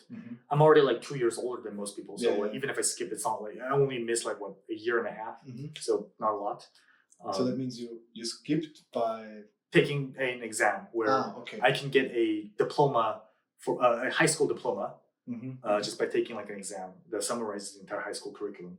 Now the problem is a lot of my friends and people around me were against this because the only reason why you would take a GED in South Korea is if you are disabled or if you are a convicted prisoner, because it's not a common thing. You always go through the exact curriculum that was... Because everybody does it. Exactly, everyone does it.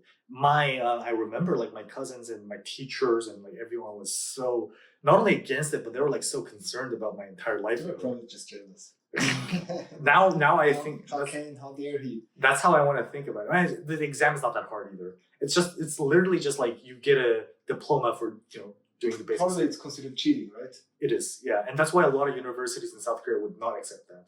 Yeah. So like the moment you take that exam, I mean, okay, unless you have a special reason for doing it. Well, you do. For me, it's more of a passion, but for most people, like it would get you nowhere. So.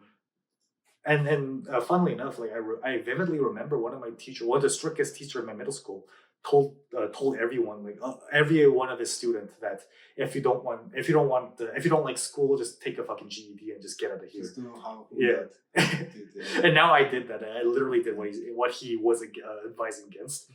But anyway. Okay, then maybe before we jump to your journey to Japan, let's play another song or two. Sure. Yes. Fine.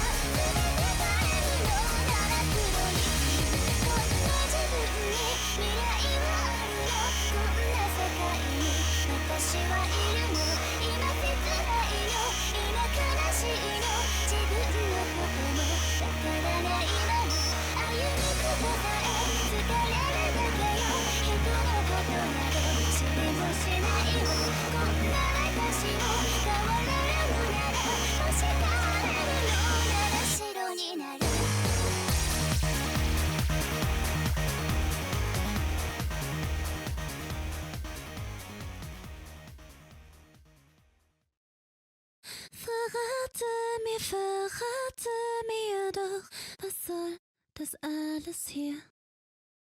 Was ist da tief in mir? Ich kenn mich selbst nicht mehr. Zerbrochen ist zerbrochen, bleibt nur die Welt, die vor mir liegt. Doch lächelst du so schön, als würdest du's nicht sehen.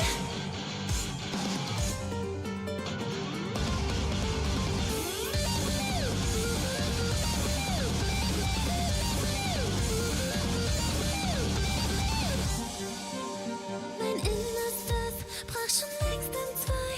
Ich halt den Atem an.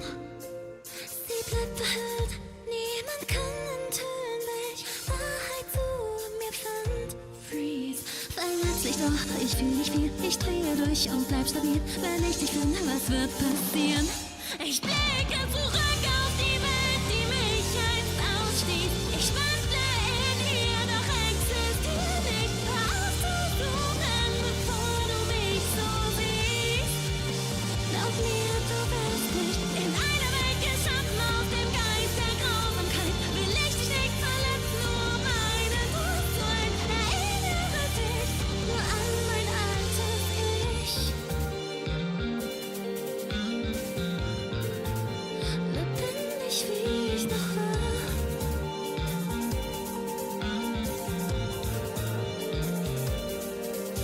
Die Einsamkeit legt sich um mich, ein Ende bleibt mir außer Sicht. Ich laufe los und greif nach dem Monsterlein dieser Welt. Ich kann nicht weit, ich kann nicht weit, ich kann nicht weit, ich kann nicht weit, ich kann nicht weit, ich kann nicht weiter.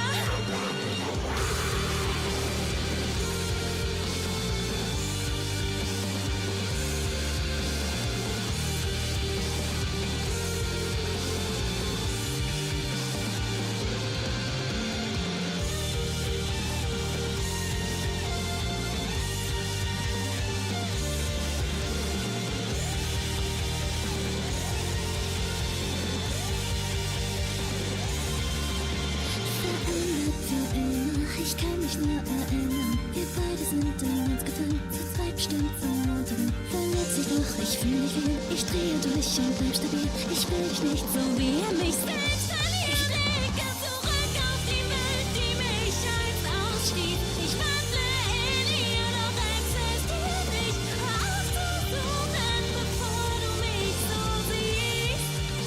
Glaub mir, du bist nicht in meiner Welt gefangen, in den Klauen der Einsamkeit. Enthüllt sich nur die Zukunft, die mir klar mein Ende zeigt. Denk bitte an mich, nur an mein altes Ich. Lebendig wie ich einst war. Vergiss mich niemals, vergiss mich niemals, vergiss mich niemals. Verändert für die Ewigkeit, es wird nie anders sein. Gedanken an die alte Zeit sind das, was übrig bleibt. Erinnere dich nur an mein altes Ich.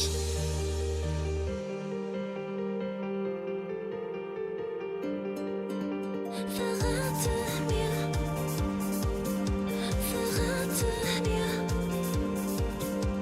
was ist da tief in mir? Ich kenn mich selbst nicht mehr.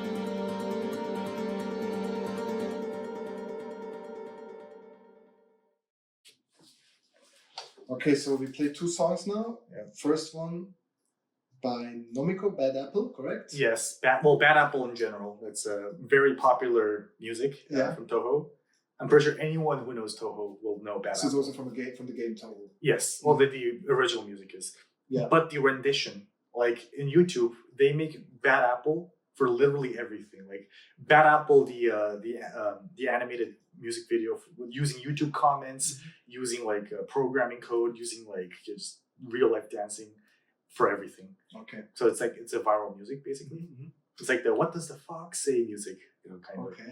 of. For the Japanese version, And the Yeah. second one, Self-Use, the Unravel. artist, Unravel, Yeah, which she told me is the opening song of Tokyo Ghoul, an anime. correct. And this particular song was the German version. Correct. Yeah, Selfie is she's the German singer who does a lot of German covers for Japanese anime music, Mhm. which have God bless her. Okay.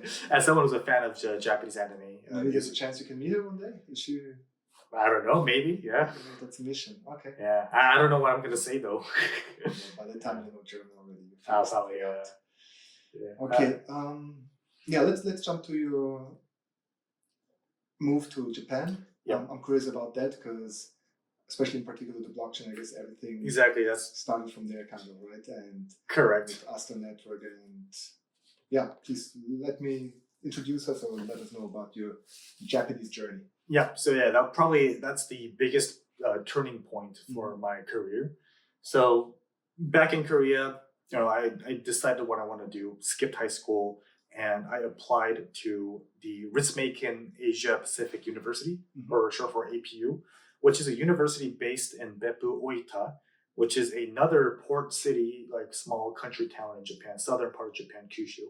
But yeah, I got in there because why Japan? I love video games. I love the Japanese media, as you can see from my taste in songs. Yeah. So for me, it was perfect. And and also because I took the GED in South Korea, I knew that a lot of Korean universities will not accept me. Well, on the other hand, international universities, they don't give a shit. They don't care. Like they just care if you meet the minimum requirements. So is this maybe common among a lot of students from South Korea who want to go the way of the lowest resistance and then go to other universities abroad? Yes, actually, yeah. A lot of South Koreans who wants to go abroad, study abroad, they take the same route. Even though I would assume Japan is more expensive to live than Korea, or is it the same? Oh, Korea. Beppu is same. So where I was, but yeah, Tokyo, for example, is way more expensive. Yeah. Okay. But Yeah. okay. So Beppu is like the Augsburg of Germany. Provincial. Yeah, Mm. very like a small town. I mean, yeah, small enough, but still has a lot of universities and everything. So did you meet a lot of South Korean students? More than I want, I guess. Okay. Yeah. Okay. Yeah. So that's interesting because this reminds me on, let's call it university migration, which we have here in Europe between Austria and Germany in particular. Oh, interesting. Because there's certain, you have to have certain grades in Germany to attend certain universities, which you don't have in Austria. Yeah. And for that reason, you have a lot of German students who are, let's say, average, studying medicine or other courses in Austria, because in Austria there is no limitation. Anybody can come and study, independent of your grades. And then, for instance, in South America, I experienced that with Argentina, which is very, let's say, open and friendly towards foreign students. And then you had a lot of students from other South or Central American countries like Mexico going to Argentina to study there because it was also fairly inexpensive. And yeah, I was never aware that there's something like that also in Asia, which on the other hand is obvious. There's always a loophole that makes it easier for students to go somewhere else and take advantage. I don't want to say take advantage, but let's say make your life easier. Well, I would say the exact same thing for Germany and Austria. I didn't know that was a thing. Yeah. That's interesting. So Austria is more easier or lax. Yes, it is easier. And, a lot of people complain about it, but I love it because I think I always say to my German friends, I appreciate so much that you came to Austria and brought, first of all, the students who came to Austria were the cool kids, because the cool kids usually don't have good grades. Yeah, true. They moved to Austria and brought all the cool vibes and started bring the culture. And started hosting parties and Sleepy Austria suddenly, or let's say in particular I'm talking about Vienna, that's where I lived and where I met them. And they were a driving force, and all the trends that were happening in Germany or the trends from Berlin, they took them to Vienna. I was about to say like the Berlin culture. Exactly, and we built this bridge with Berlin. That is so interesting. Hamburg, and I can imagine that you have these kind of bridges maybe also with South Korea or Korea and Japan. Absolutely correct. I mean, with medicine or law school, probably that's a whole different story. So I don't think that we have a bridge like that. But correct in terms of like general education, business or programming or something like that. Yes, Japan or any foreign countries outside of South Korea, when it comes to the base requirements, yes, Japan is a little bit easier. Obviously, it depends on the university. Not all universities like that. For example, I'm not going to go to Waseda or Tokyo University, which is like the bigger ones. You have to be like a fucking one of the. You have to be the son of the CEO of Samsung or something. Okay. Yeah. And then attendance was for free, or you had to pay for the university? I had to pay for it. Yeah. Japan is also quite expensive, and I went to one of the more expensive private universities. Okay. Can you elaborate what is considered expensive? I don't know the exact amount actually, because I think it was like about like I'm gonna give a ballpark guess and say like 35,000 euros per semester. Dollars. Okay. Yeah, or euros per semester, 35,000. Yeah, roughly. Which is the equivalent to dollars, so nowadays almost 35. Okay, yeah, sadly, yeah. And you paid it yourself, or your parents sponsored it? My parents. Okay. And that's where a lot of money though. Yeah. it was a lot, and I remember like that was right after when my mom and my dad divorced. So my mom was practically the only one who was supporting me for everything. My dad was also looking for a job. Of course, like once he got the job, like he was really happy to support me. But okay, there's a lot of like behind story as well, because before they divorced, my dad actually worked for Siemens. So yeah, the German company, yes. Siemens, the German General Electric. Yeah, or everything, does everything. Exactly. And my dad, I believe, specifically worked for the medical division or something, and he was actually scouted by Siemens. So pretty prominent position. He had a pretty good life, but he didn't like the corporate culture, so he gave up. Like you. Yeah, I would say. Well, my situation is also quite different and similar, but anyway, my dad just quit that job, and I think that became the turning point with my mom and my dad, where it was like, yeah, okay, like, she understands everything, but that was the last straw where, we have a family going on, and our kids are like, trying to go for their careers, and in a pivotal moment, he gave up. So I guess that kind of became a problem. I don't understand. I'm not going to try to understand.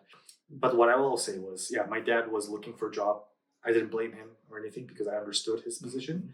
My mom, although she was quite salty, she still really worked hard. She worked doing dishes, for a restaurant and everything. And my mom and dad both have PhDs as well. Like they have PhDs in management. But in South Korea, it's PhD within a South Korean university means nothing. When everyone being a professor or being a researcher has a PhD in a foreign university. That's what counts. Yeah. So for them, doing a PhD in a domestic university meant nothing. So why bother doing it? They thought it would mean something, and they liked the subject that they studied. And I was influenced by that as well, because my mom and my dad was so obsessed with researching and studying and everything. Ever since I was a child, starting from when I was 14, I used to write my own paper on analyzing video games or behaviors of insects, because I was into that as well. So I started to produce my own papers, and my mom wanted to keep me doing she wanted me to do that. But anyway, but one thing I realized was, even if you're highly educated, even if you're skillful or experienced, it means nothing if you don't have the right label. And that for me felt so unfair in life. So my mom and dad, both of them were unemployed or working for low-class jobs just because they didn't fit the label requirements that the country had. And that's where I started to develop the hatred towards staying in South Korea, because I didn't understand why is this the case? I love my parents; they're so qualified, they are my role models, but they weren't able to, make a living that they can be proud of. So and you think or believe Japan would appreciate your? I'm gonna be honest. That's one of the reasons why. Yeah, I thought escaping the country was, one of the best ways to make a better life. And my parents also encouraged me to do that. My parents believe that anywhere outside of South Korea is better. Yeah, because I was going to ask, at a young age, making the decision and moving out of this comfort zone. I'm not aware what I was thinking about back then when I was at this age, but definitely not moving abroad. but maybe I was already, maybe I was spoiled and had everything I needed. There was no reason to. But yeah, I think it's remarkable that you consciously made that decision and went by yourself, which is nowadays, if I would have kids or any young kid, I would totally recommend it. As soon as you can, move out, explore. Explore, no matter how good you have it or how bad you have it. The world is too big to miss out on all the opportunities that it offers. Absolutely, and I think especially like now, like, and if you're in Europe where it's so accessible, I think it's definitely beneficial. For me, it was a lot of factors involved with it. Because what's the base factor? I love anime and games, so Japan. Like that's the only motivation. I had no other motivation outside of that. It's just I love Japanese games. I love Japanese anime. So I just want to study there. But the more I think about it, like staying in South Korea, I know that no one's gonna accept me. I know that I was an outcast, so I never really felt South Korea as a home for me. I always wanted to explore somewhere else I've never been to. Of course, initially before South Korea, everyone recommended America because I could speak the language and everything is fine. But I already been there. Yeah, and starting in the US would be another. Oh yeah, the cost is like a whole other problem, right? So okay, and so how did Japan go the first 2 years at the first years at this university? That was pretty good. Like I could speak the language because I was so into anime. I actually learned the language like from before I came to Japan. From watching TV. Exactly. Yeah. I mean, my Japanese was not perfect, obviously, but enough to make a conversation, and that's how I made a lot of friends. Made a lot of found a lot of opportunities and everything. So the first couple of years was fine, but I guess it's like the third year when things started to change, where in the sense that I felt desperate to start my own business or just do the things that I came to do in Japan, because I majored in business administration when I was studying the Japanese university. Why? Because business is what's missing for any like when you want to start a business. Let's just say when I want to make a game, I know how to program. I can learn that myself, but I don't know how to do business. I wanted to have a professor. I wanted to have someone who's experienced to teach me how business is done, so that I can actually start with my passion of making a game studio. But one thing that I realized after going through all the university and learning the subject and going to seminar and doing my research was that the video game industry kind of sucks. Like you can't make a lot of money, but also it's capital intensive at the same time, which is horrible. Yeah. So what I did was I studied different subjects, just to open my mind a little bit. And the programming professor, like the professor, we were focused on business. The university was focused on business, but there was one professor who was like really into programming, and he wanted to teach programming as a subject to the students. And because I already knew how to program a little bit, we went along together really well. I was his teaching assistant for a lot of his lectures. And Paid? Yeah, paid, of course. Nice. Yeah, by the university. So that was like my first paid job, let's just say. And that's where I got into blockchain because my professor was into Bitcoin. Oh wow! So he told me like, "Oh, this is how Bitcoin works in Ethereum, smart contracts." I know this part. The dark web. Yeah, exactly. Yeah, and that's when I was like, "Oh, hey, Bitcoin! I heard that before." So I knew that I knew how it worked. So it was like perfect for me. So yeah, I wanted to do something unique where that merges for my research topic in my undergrad. I want to work on something that merges technology with finance because when it comes to social science, there's a lot of surveying, a lot of talking, a lot of statistics. But I don't like talking to people. I want to just program and stay by myself. How can I make a research topic without having to survey people? Blockchain was the perfect answer. Like if I have a blockchain simulation where back then 2019 or 18 to 19 in between, blockchain was like, that was the first, after the first cycle, the first bull run. 2017 cycle. Yeah, and that's where everyone knew that, okay, blockchain was legitimate enough to show a next bull cycle, but still low enough where you still have to go out of your way to learn everything. And that's how I got into blockchain through my professors. So late 2018, a friend, or I guess a senior, student of my seminar, who graduated the university, he was working for another blockchain project, and he told me about Substrate and Polkadot. And mind you, this was like 2018. Like, Which project was it he was working? You remember? actually, I don't know the name. Like, it was a very small project that he worked on. And Okay. I don't think it went anywhere. Although I don't know. I think it was a fairly successful enough at the time, but like not Disappeared not as like quickly as it did. like Yeah. crypto, like any crypto project. Yeah. So yeah, anyway, he was so he told me about the substrate in Polka, and I was like, holy shit, like Gavin Wood is the person I read from the textbooks, you know, about Ethereum and everything. So I studied Gavin Wood. Like I studied From Gavin. then on. Yeah, Yeah. like, as part of a university subject. I spoke about Gavin Wood with my professors and everything, and learning about his next project after Ethereum, about Polkadot and Substrate. I was like, this is so crazy. Imagine Substrate as a framework where I can build any blockchain, you know, on a snap. So you understood immediately what was. It was in my his vision. paper. That's the vision that I had, and he just, you know, wrote that into a paper. So he confirmed your vision, and Yeah. Okay. Because I didn't understand why blockchain or Bitcoin should be the only blockchain. Because come on, like it's like torrent. No one file shouldn't be the entire torrent protocol. You should have multiple diverse applications. Ethereum was in the right direction as a smart contract platform, but I still had problems where I couldn't control the gas policies because, and that's actually part of the research as well, because when I tried to program my research topic as a smart contract on Ethereum, where it was about basically, can I convert the stock market into a smart contract?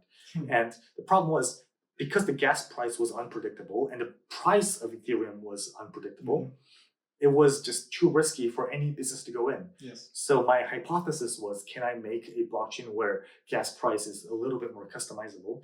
And Gavin Wood came in with his pink paper. So that was like, for me, a nail in the coffin. Wow. That was like right after the Web3 summit where he first showcased Substrate, where he brought like the new MacBook Pro, like he just bought from the Apple Store and just, you know, opens it up, just initializes the Mac OS and installs Substrate. You were physically there, or you just? No, I just saw the videos. Yeah, I remember that too. Yeah. The live stream. That was the most influential live stream, I would say, and that showed me the potential in the industry. A community-driven software, as you know, with my taste with Toho and Vocaloid, I love It community. resonated immediately. Yeah. Okay. It was just everything I was looking forward to.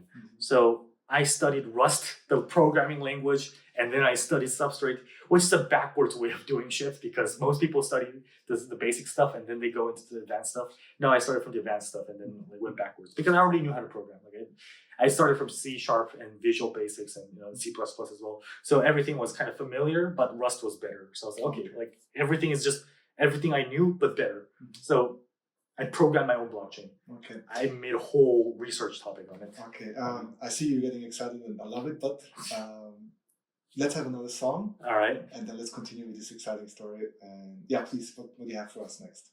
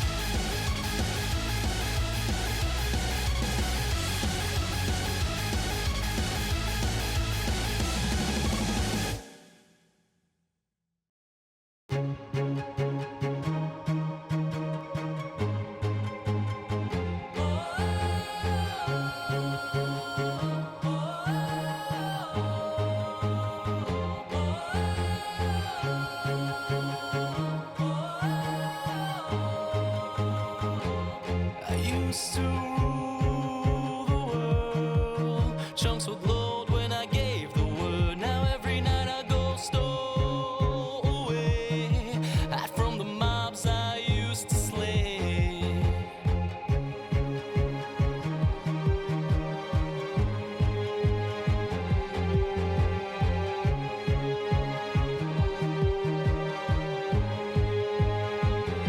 They once were terrified. Every time I looked into their eyes, villagers would cheer my way. For a hero I was, that's what they'd say. One minute we had it all. Next our world began to fall away from all that it had once become. They all cried for my help, but I stood there numb.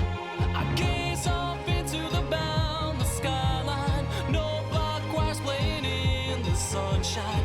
Turn around, pick up my sword and wheel the blade that once forced evil mobs to yield. And hope one day that this chaos and destruction turns for the better. Never a bow in hand. That was when I ruled the land.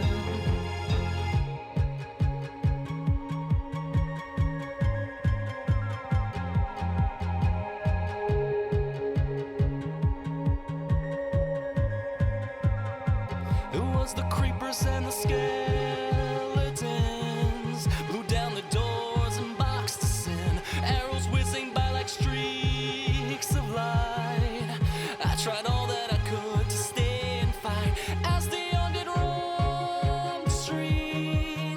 Families broken at my feet. Life itself suspended by a thread. Oh, why was it that I wasn't dead? I gaze off into the boundless skyline. No block choirs playing in the sunshine. Turn around, pick up my sword and wheel the blade that once forced evil mobs to yield. If this battle should leave me slain, I know Herobrine will call my name. Better to take a stand. That was when I ruled the land.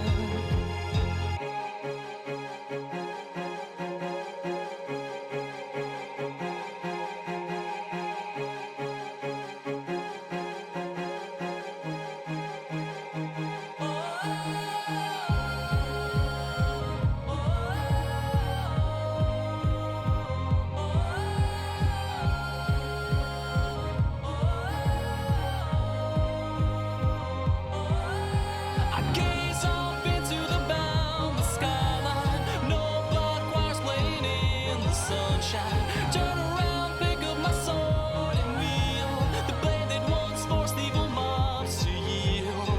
If this battle should leave me slain, I know Herobrine will call my name. Better to take a stand. That was when I ruled the land.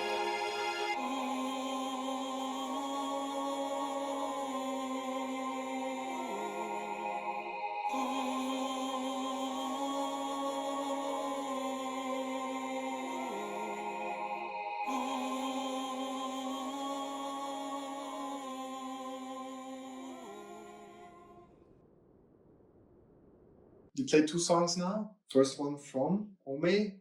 Yeah, the Omoi, Omoi, sorry. Teo, yeah, which is it's one of the most catchy songs by Hatsune Miku. Mm-hmm. It was implemented for the Project Diva, the most recent one. Mhm. So I like the song a lot. Yeah, so Okay. it stuck with me. And the second one from Minecraft, a parody of Coldplay's Viva La Vida. Yes, by Captain Sparkles. Yes. That music was that defined a generation. I believe it's the same creator who did the Creeper, oh yeah, meme that was Okay. like viral a couple of years ago. Okay, now I know this one. Okay, you're too old. I'm too old indeed, unfortunately. Yeah, this is too Yeah. underground for me. Okay. Yeah, continuing with your excitement about the period when you were introduced to polka dot substrate Yeah. gaming wood, which was still at the university in Japan, right? Correct. That was my senior years when I was in my university. because before then I wanted to start a game studio, but I had no idea. I tried, but it was just too capital intensive. I didn't have enough talent around because I was in a fucking business school. They don't know how to do anything except for just drinking beer and pretending like they know about stuff. Did you do internships or did you work with studios? Was that interesting to you or no? Not at all, actually. Like I tried, but the problem was I have a huge ego. Like I have my own creative I could not ideas. tell. Okay. Yeah, I'm not gonna fucking work for someone else like with an underpaid job, except for when I was a teaching assistant, of course. Okay. Yeah, but I respected the professor and I was okay to work under him. Mhm. I would love, like, I loved to work with my professors. Mhm. So, because I legitimately respect anyone in academia who mastered the craft and also have passion to learn new stuff, Mhm. which it's kind of rare. And Especially when you get older. exactly, but that's why I loved my professor, especially my coaching, my supervising professor, Dr. Drummond Damon. Mhm. He was from Australia, amazing professor, and he was the one who taught me about how organizational behavior works. He was a professional in HR. So funnily enough, even though I was my biggest career was being a CTO at Astar, Mhm. I was mostly mostly studying and majoring at HR and management. So the most opposite of what you would imagine. But I liked it a lot. And yeah, anyway, like I learned blockchain through Professor Rose. That's his name? Yeah, Shout out. yeah, Dr. John Rose. Okay. Yeah, I actually I want to message him again. I'm just trying to look for a right excuse to like be proud to like message him. The excuse is you can send him the podcast once it's. That's also true, yeah. But anyway, Dr. John Rose, he's an amazing professor who really inspired me a lot. And Dr. Drummond Damon, both of them were great. And Dr. Damon, he was my main supervising professor, but he was the furthest away from computer science. Well, John Rose, he was like, it wasn't pure computer science, but he majored at DNA computing and DNA sciences, but he was interested in like any other subject related to that, and that's why I really did resonate a lot and love to study around him. However, I also liked the philosophy and the approach of Dr. Damon, and what I did was for my thesis, because I wanted to have a project where it didn't require me to talk to a lot of people or to survey a lot of people. Just program something and validate my thesis through that. I had to take a both approach where Dr. John Rose, he was focused on computer science officially according to his subject matter. Well, Dr. Damon, he was focused on, or Drummond Damon, he was focused on management, strategic management, and HR. It was not a subject that was compatible. Blockchain was like the only thing that was kind of overlapped, but in the perspective of my university, it didn't overlap enough. So it was too cutting edge new, or it was non-existent. Like it was nothing that the university ever did and never expected to do. So what I did was I approached both professors and I asked them to be my supervisor, like two professors of like completely different subjects, which was, now that I think about it, I'm really thankful that both professors accepted that, because if I was a professor, that would have been a very awkward approach where you have to rely on another professor from a completely different faculty to prove that this claim was true, and then you just stamp and sign. Like and that's why I respect both of them so much. Like they are still in the core of my heart, like who I want to be, like the standard of like how educators should be. But long story short, it eventually panned out well. I learned about LaTeX, where you can program a thesis. That's how like a lot of textbooks are made. Basically, you have it's like a markdown where you program textbooks and everything. Anyway, like I learned that language. I learned how to like make a really good looking thesis. I earned the best thesis award in my university. For that, so that was really cool. Only problem was COVID hit right after that, so I couldn't actually be there in person to like receive the award. So I had to do it remotely, which is a little bit lame, but it's fine. Anyway, while I was programming the entire blockchain, I made an entire blockchain based on Substrate, by the way, for this thesis. So I wrote the thesis, did the research, made the blockchain, uploaded to GitHub, and then I got a message from this random Japanese guy in Tokyo. It was like Sota, yeah, Sota. exactly. Where it was like, oh, I learned that you're working, you know how to use Substrate, and you're a Rust programmer. We're making this blockchain using Substrate. Are you interested in it? And he found you randomly on GitHub?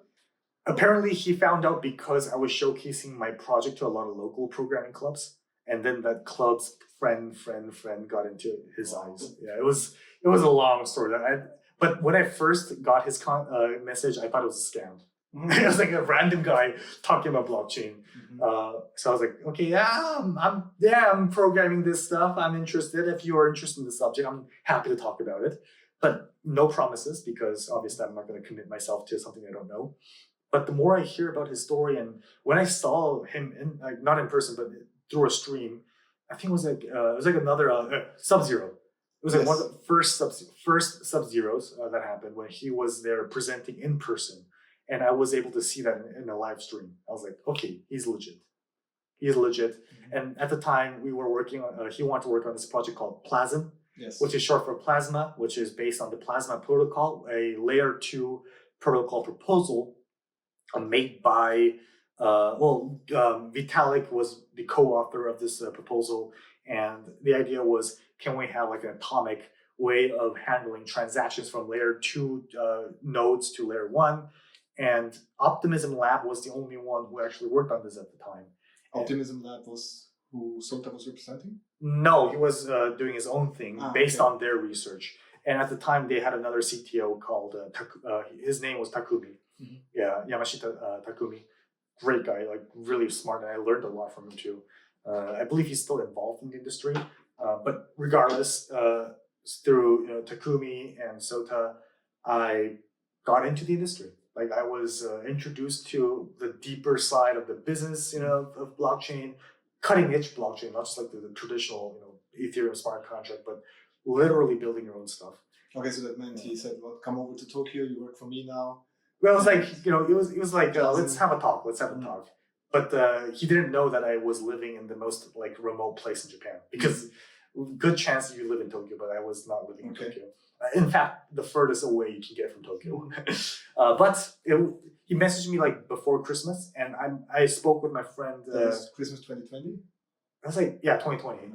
No, it was 2019 Christmas. So shortly before COVID. Yeah, correct. So before COVID, 2020 was when I graduated. Yeah. So 2019 Christmas, where me and my friend was already discussing, I'm going to Tokyo because I'd never been to Tokyo at the time. So I was kind of excited. Wow. And since I got a message from Sota, I was like, okay, perfect excuse to not only go there, but like really, explore and do everything and feel productive.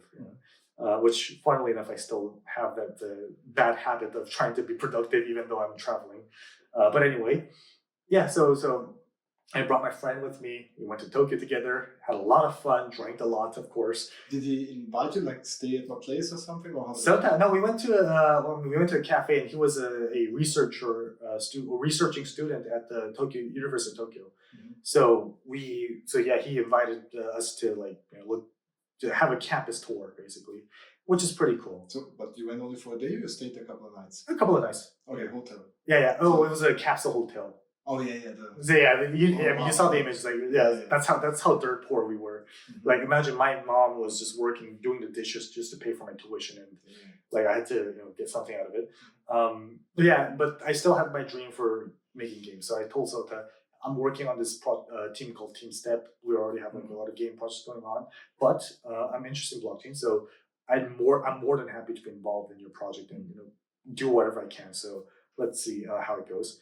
And for context, I was actually working for other startups before I contacted Sota. So I had my own startup called Totsuki and another startup called Klitsch, which is a company that was working on a gaming community engagement platform.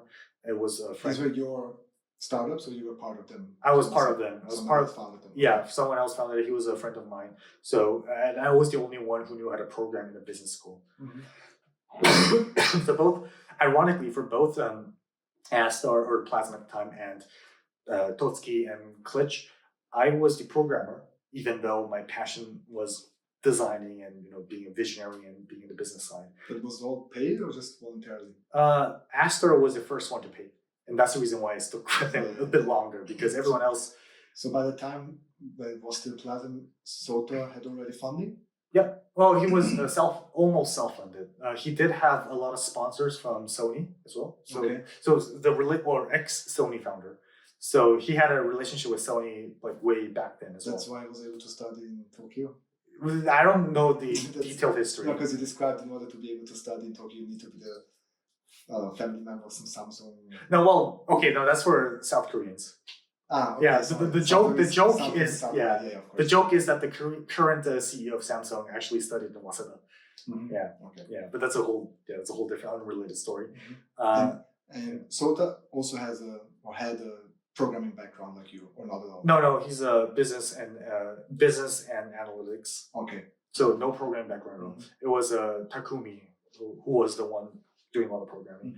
Although Sota was brilliant enough to understand the concept and know the basics to actually to know what's required, how far you should go, and everything. So that's why I kind of respected him, because he was the first founder and CEO who actually understood the challenges of programming and respected that. Because all the other startups I worked for were like, hey, I'll do the business stuff. I'm going to get you the clients, you do your magic. But they don't know what's involved in the magic that's required to actually deliver on the stuff. So it was all up to me to like make everything happen. And I felt so unfair because like I'm doing all this work, but I'm not getting paid with the promise of a share of the company and everything. You know how startups work. Yeah. And at the time, specifically with my university and the Oita University as well, they had a Silicon Valley boom where they wanted to replicate the whole Silicon Valley magic in the local culture. So everyone was obsessed with the story. I guess then you had this even in Europe in some places as well. Oh, everywhere. Silicon Valley hub. Everywhere, and that was, for me, I acknowledge that because I'm also a huge fan. I'm a huge fanboy of Steve Jobs. As a matter of fact, the reason why I saw myself as more of a business and visionary is because, funnily enough, it's because my birthday is same as Steve Jobs. Yeah, February 24th. So same birthday. I was like, oh, maybe it means something. Yeah. So that's why I was into this whole like vision and everything. But reality is not that easy. And Sota was the first one to really, I guess, accommodate for that. I mean, he's still a visionary. I guess his definition of vision is quite different in a sense that it's more of a push business side. It's not it is to deliver value, but deliver value in a business sense, not as a personal sense. So there's a bit of a difference between that. However, first one to acknowledge and understand the reality.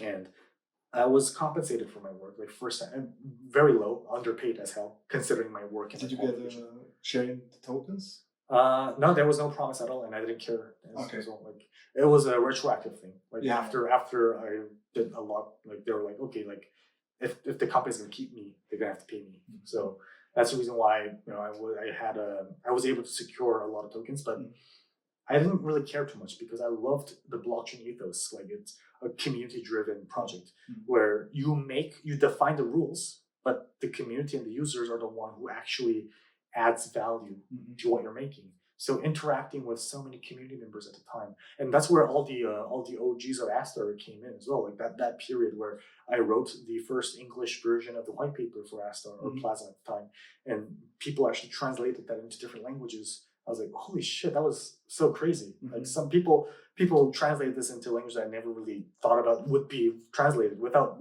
us doing anything. Yeah. And this, showed me how the future should work. Of course, I still had my purpose for making video games. That was my core passion. I was very clear with Sota and all the members at the time, which we have only like 5 people, I think. But we started from scratch. Shit happens. I graduated. I told my mom that, hey, I'm working on this startup. I'm being underpaid, I know, but I'm working for other startups and they're also paying me a little bit some. And did you move to Tokyo or did you work from? Work from home. So completely remote. I mean, it's like that's when COVID like really hit. So home where you were studying.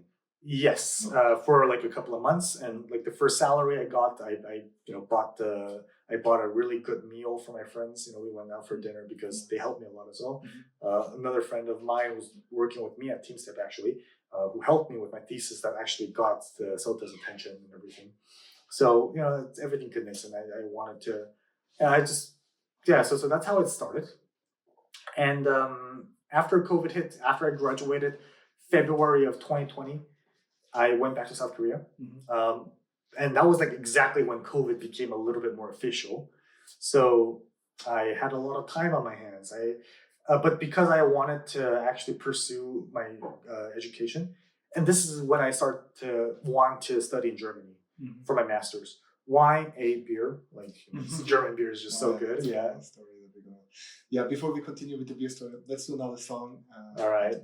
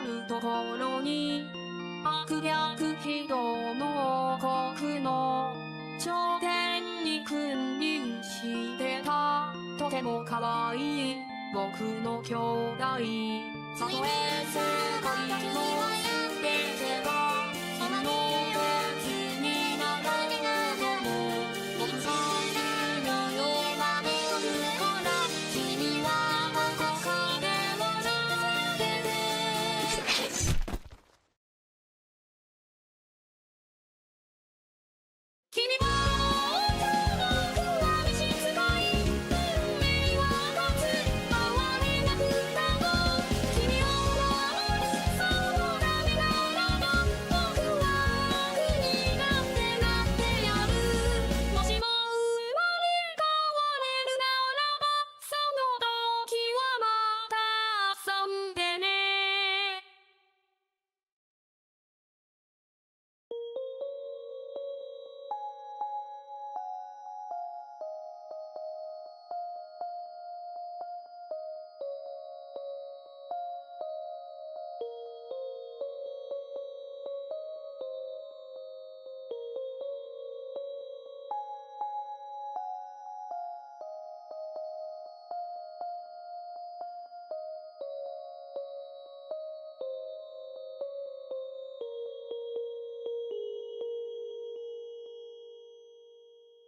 Okay, so that was another vocal. Vocaloid, yeah.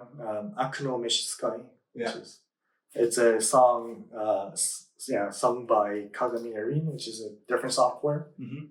I guess I like that music because it's one of the first Vocaloid song where it has a start to finish story, and they have a whole universe around it, like around that song. And yeah, they have like multiple songs covering different perspectives. They have a fucking novel around that song. It became really big. Okay, so let's move on and tell us a little bit about your startup that you actually started before you started working on blockchain, right? Yeah, And which you now resurrected. Can you say that?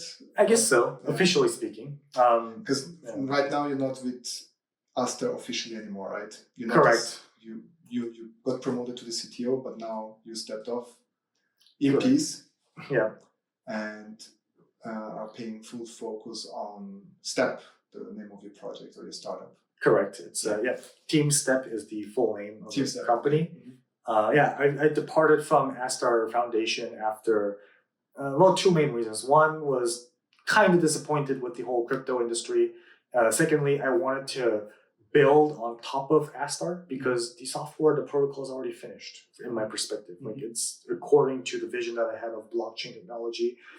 Only thing that was missing is applications.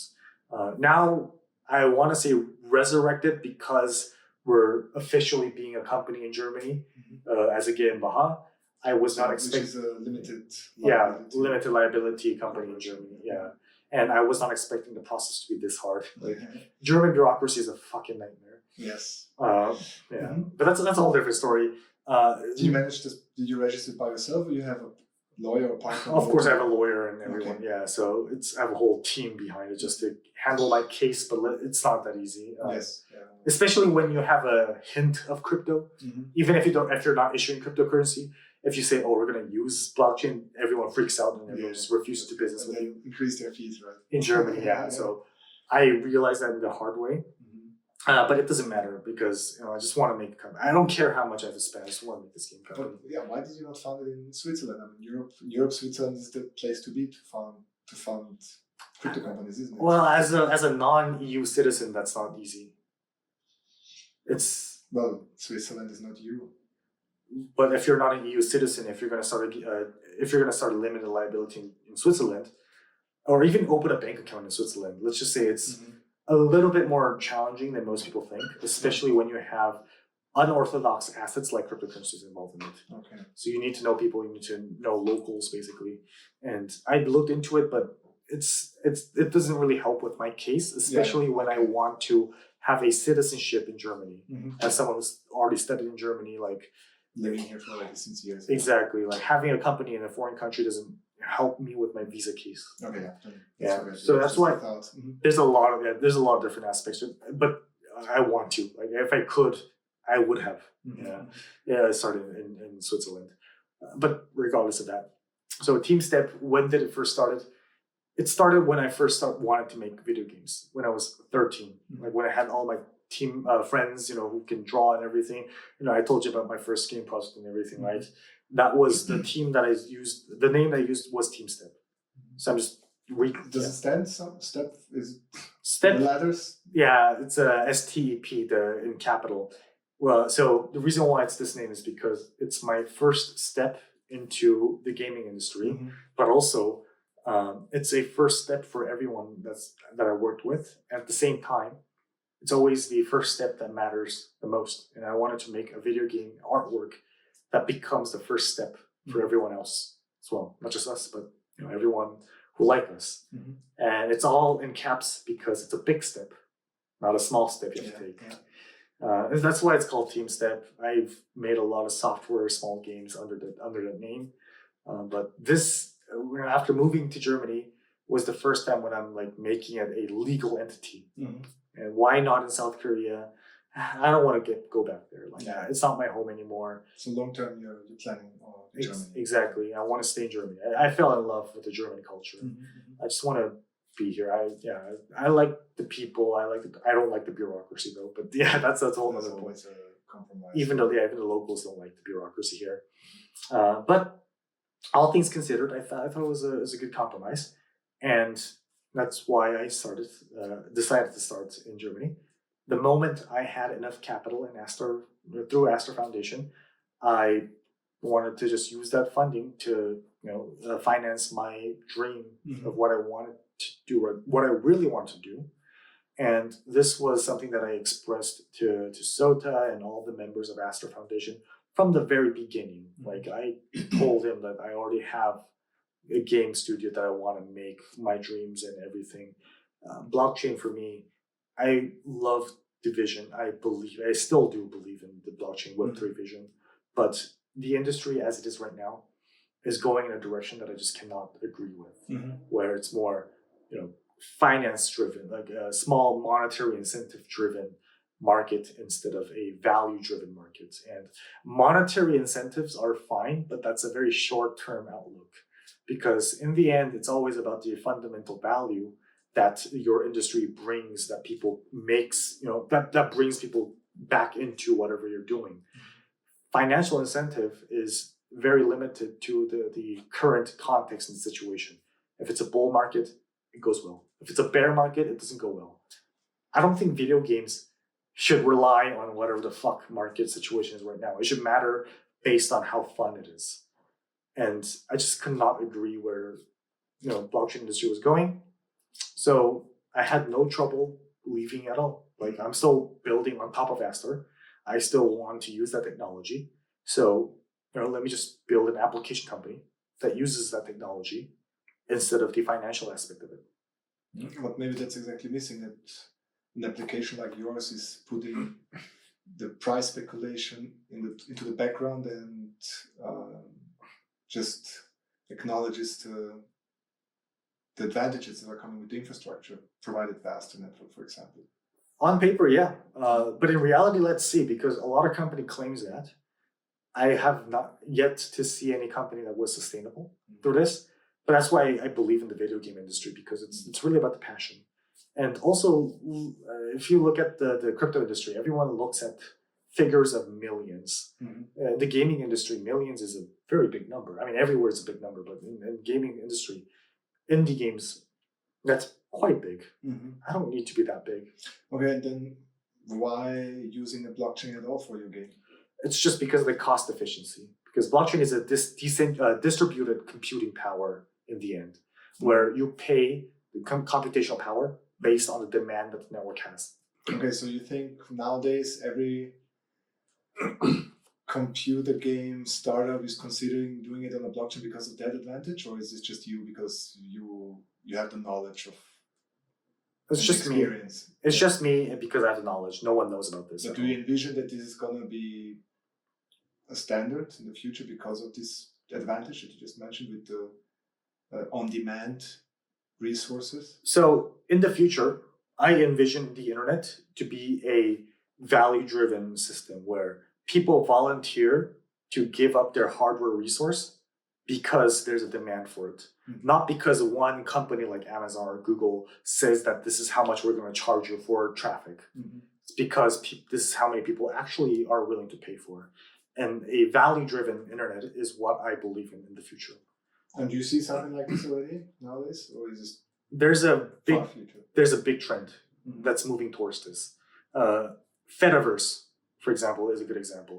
I'm not sure if you know the Fediverse, No. It's a new protocol that was kind of standardized by the Web3 consortium, or say the World Wide Web Consortium. It's a W3C. Freudian slip there.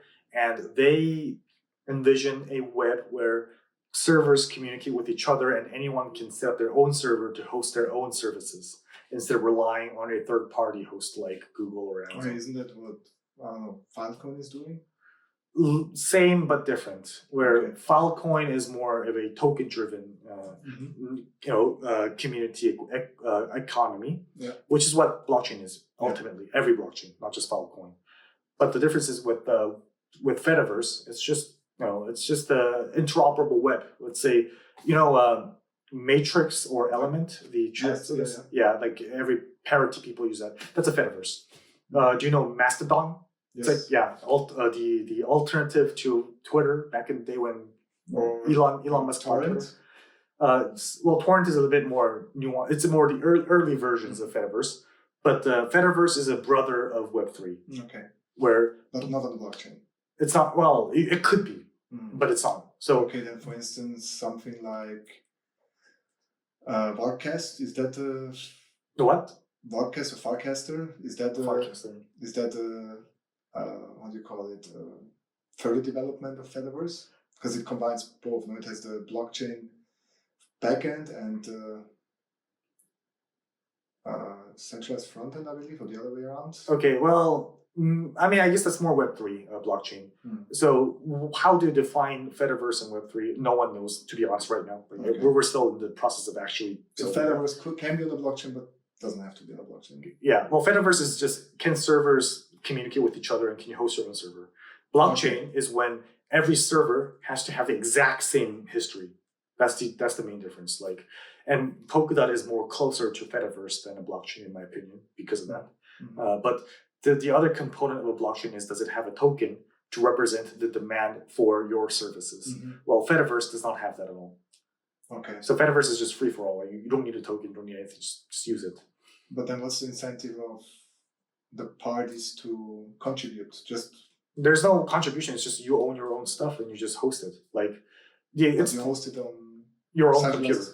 Okay. Yeah. So it's just you take ownership of your own data while while still being part of a central search engine and still be exposed to the broader internet. Okay. Because a good example is like back in the old days where I think you might remember, like before Twitter or microblogging services, everyone had their own websites, like Yes. something yourname.com or whatever, and they would host their own blogs there. That's like what Fediverse is trying to bring back. Like, have your own website, have your own servers, but instead of a different URL, you have a similar or a singular URL or a subdomain, but that gets indexed through a common protocol. Isn't it what was happening with WordPress? WordPress is a Fediverse. Yeah. Okay. That's a Fediverse. Yeah, it's one of the first Fediverses actually. Okay. Exactly, with WordPress or Mastodon. There's like a whole PeerTube, or there's a whole different industry of in this. But problem is there is no business case for this at all. And Web3, or the crypto blockchain aspect of Web3, is the other way around, where you can verify that you own something, but the data is always somewhere else, and everyone has the exact same data set. Only difference is that you can guarantee that they are in the best interest of maintaining their integrity, because they get incentivized for processing a block. And that incentivization happens to cryptocurrencies. Problem is, cryptocurrencies can be made by anyone and for any reason, and this leads to more problems than solutions, in my opinion. And that's why I was very disappointed, because I was looking forward to more of a Fediverse unified way of blockchain, where you both have your unique database or data sets with a unified reference data set that is on the blockchain. For example, ENS, or Ethereum Name Service, a great example, where you have a central data reference point, but it's still managed in a decentralized way that points to whatever point that you want to reference. Great use cases, especially for the Fediverse, where you want to maintain integrity for your services.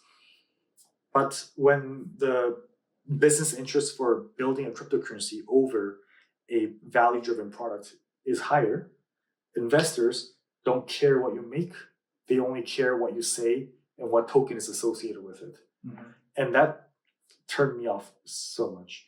And that's, but I still believe in the future of the internet, that especially for small indie creators, video game developers, I mean, any small independent creators in general, can use Web3 and Fediverse in conjunction to create something where you have ownership over your own platform, do your own stuff, but the cost of maintaining this is driven by the demand, not by whatever the fucking company will ask you to pay for. And there's no central point of failure or reference. It's just a matter of having, being able to service what you want to service when you want to do it without getting permission from some other rich guy. That's the internet that I envision. Okay.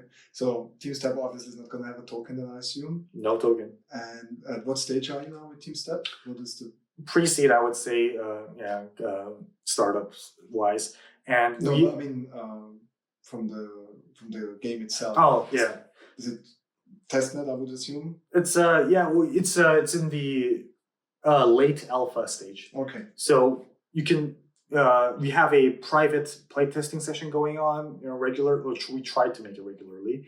Obviously, it's not that easy, but we have a Discord server, we have a community, and it's just a matter of making a game, focusing on making it fun as possible and delivering it to the masses. Okay, so when do you expect to go live with the game? Live in the sense that the early access and for everyone to play, I would say late end of this year. So end of this year is the target. We're still having like a massive pivot. September 2024, so 3 months. Yeah. Christmas present. Yeah, around that time. I mean, that's not going to be an official release. It's just like a soft release. And we'll have, after we get more community traction, we'll have a final release at the very least late next year. Or sorry, middle of next year. Okay. Yeah. All right. And are you happy with the progress so far? Yes, actually. Like, I was a bit concerned because it's been taking a while. The game's been developed for like 4 years. To be fair, it was a hobby project when it first started. And now I'm actually financing everything. And a lot of our members love our team culture and what we're building. And I think that's a good sign in general. Like if the people who are making it believes it, and it's just a matter of how do we package it in the right words that everyone else can believe it. Okay. So maybe you want to announce the official handles where they can find out about TeamStep? Yeah. So we have multiple contact points, but teamstep.io URL. That's our landing page. TeamStep Games or at TeamStep Games. That's our Twitter handle. You'll find our updates through there. And the game that we're working on right now is called Witch One. Witch as in WITCH, the magical witch. One ONE.io. So witch1.io. That's another website for our game specifically. Okay. And if somebody wants to get in touch with you and have a beer in Munich, what's the best way to reach out to you? You can approach me through my Twitter, HOONSUBIN. That's my Twitter handle. Hoon Subin. Subin is my sister's name. Yeah. And also Discord. Yeah, Hoon Kim and whatever number tag that they have. Probably I'll send to you later. Yeah. Okay. So you can approach me through that. But ideally, through TeamStep's website, go through. We have our Discord link there. You can go there, and then you also find me. Okay, and to participate as a test player, just go to our Discord server and just tell us. Okay. Yeah. Great. So our Discord is our main contact channel. Okay. Perfect. Well, I guess we have to wrap it up, even though I would like to talk with you about so much more stuff. I want to talk with you about movies, especially South Korean movies. Oh yeah. We'll have more time. Yeah, and then of course all your experience here in Germany. I would like you to talk about what would you recommend to other students or graduates who want to come to Germany, why they should come, why they should not come. If you don't manage to get this done in another podcast, then just reach out to Hoon directly, and I'm sure he can tutor you and help you Yeah. Well, if we're going to talk about why you should come, that's going to be a very short podcast. Okay, well then probably nobody was going to reach out to you. Yeah. But yeah, let's have another session like that, maybe, and talk more about movies and other hobbies that you follow. Yeah, pleasure to have you, Hoon. Likewise. Glad we made it, and looking forward to meet you again. Likewise. Thank you so much for having me. You're welcome. That's great.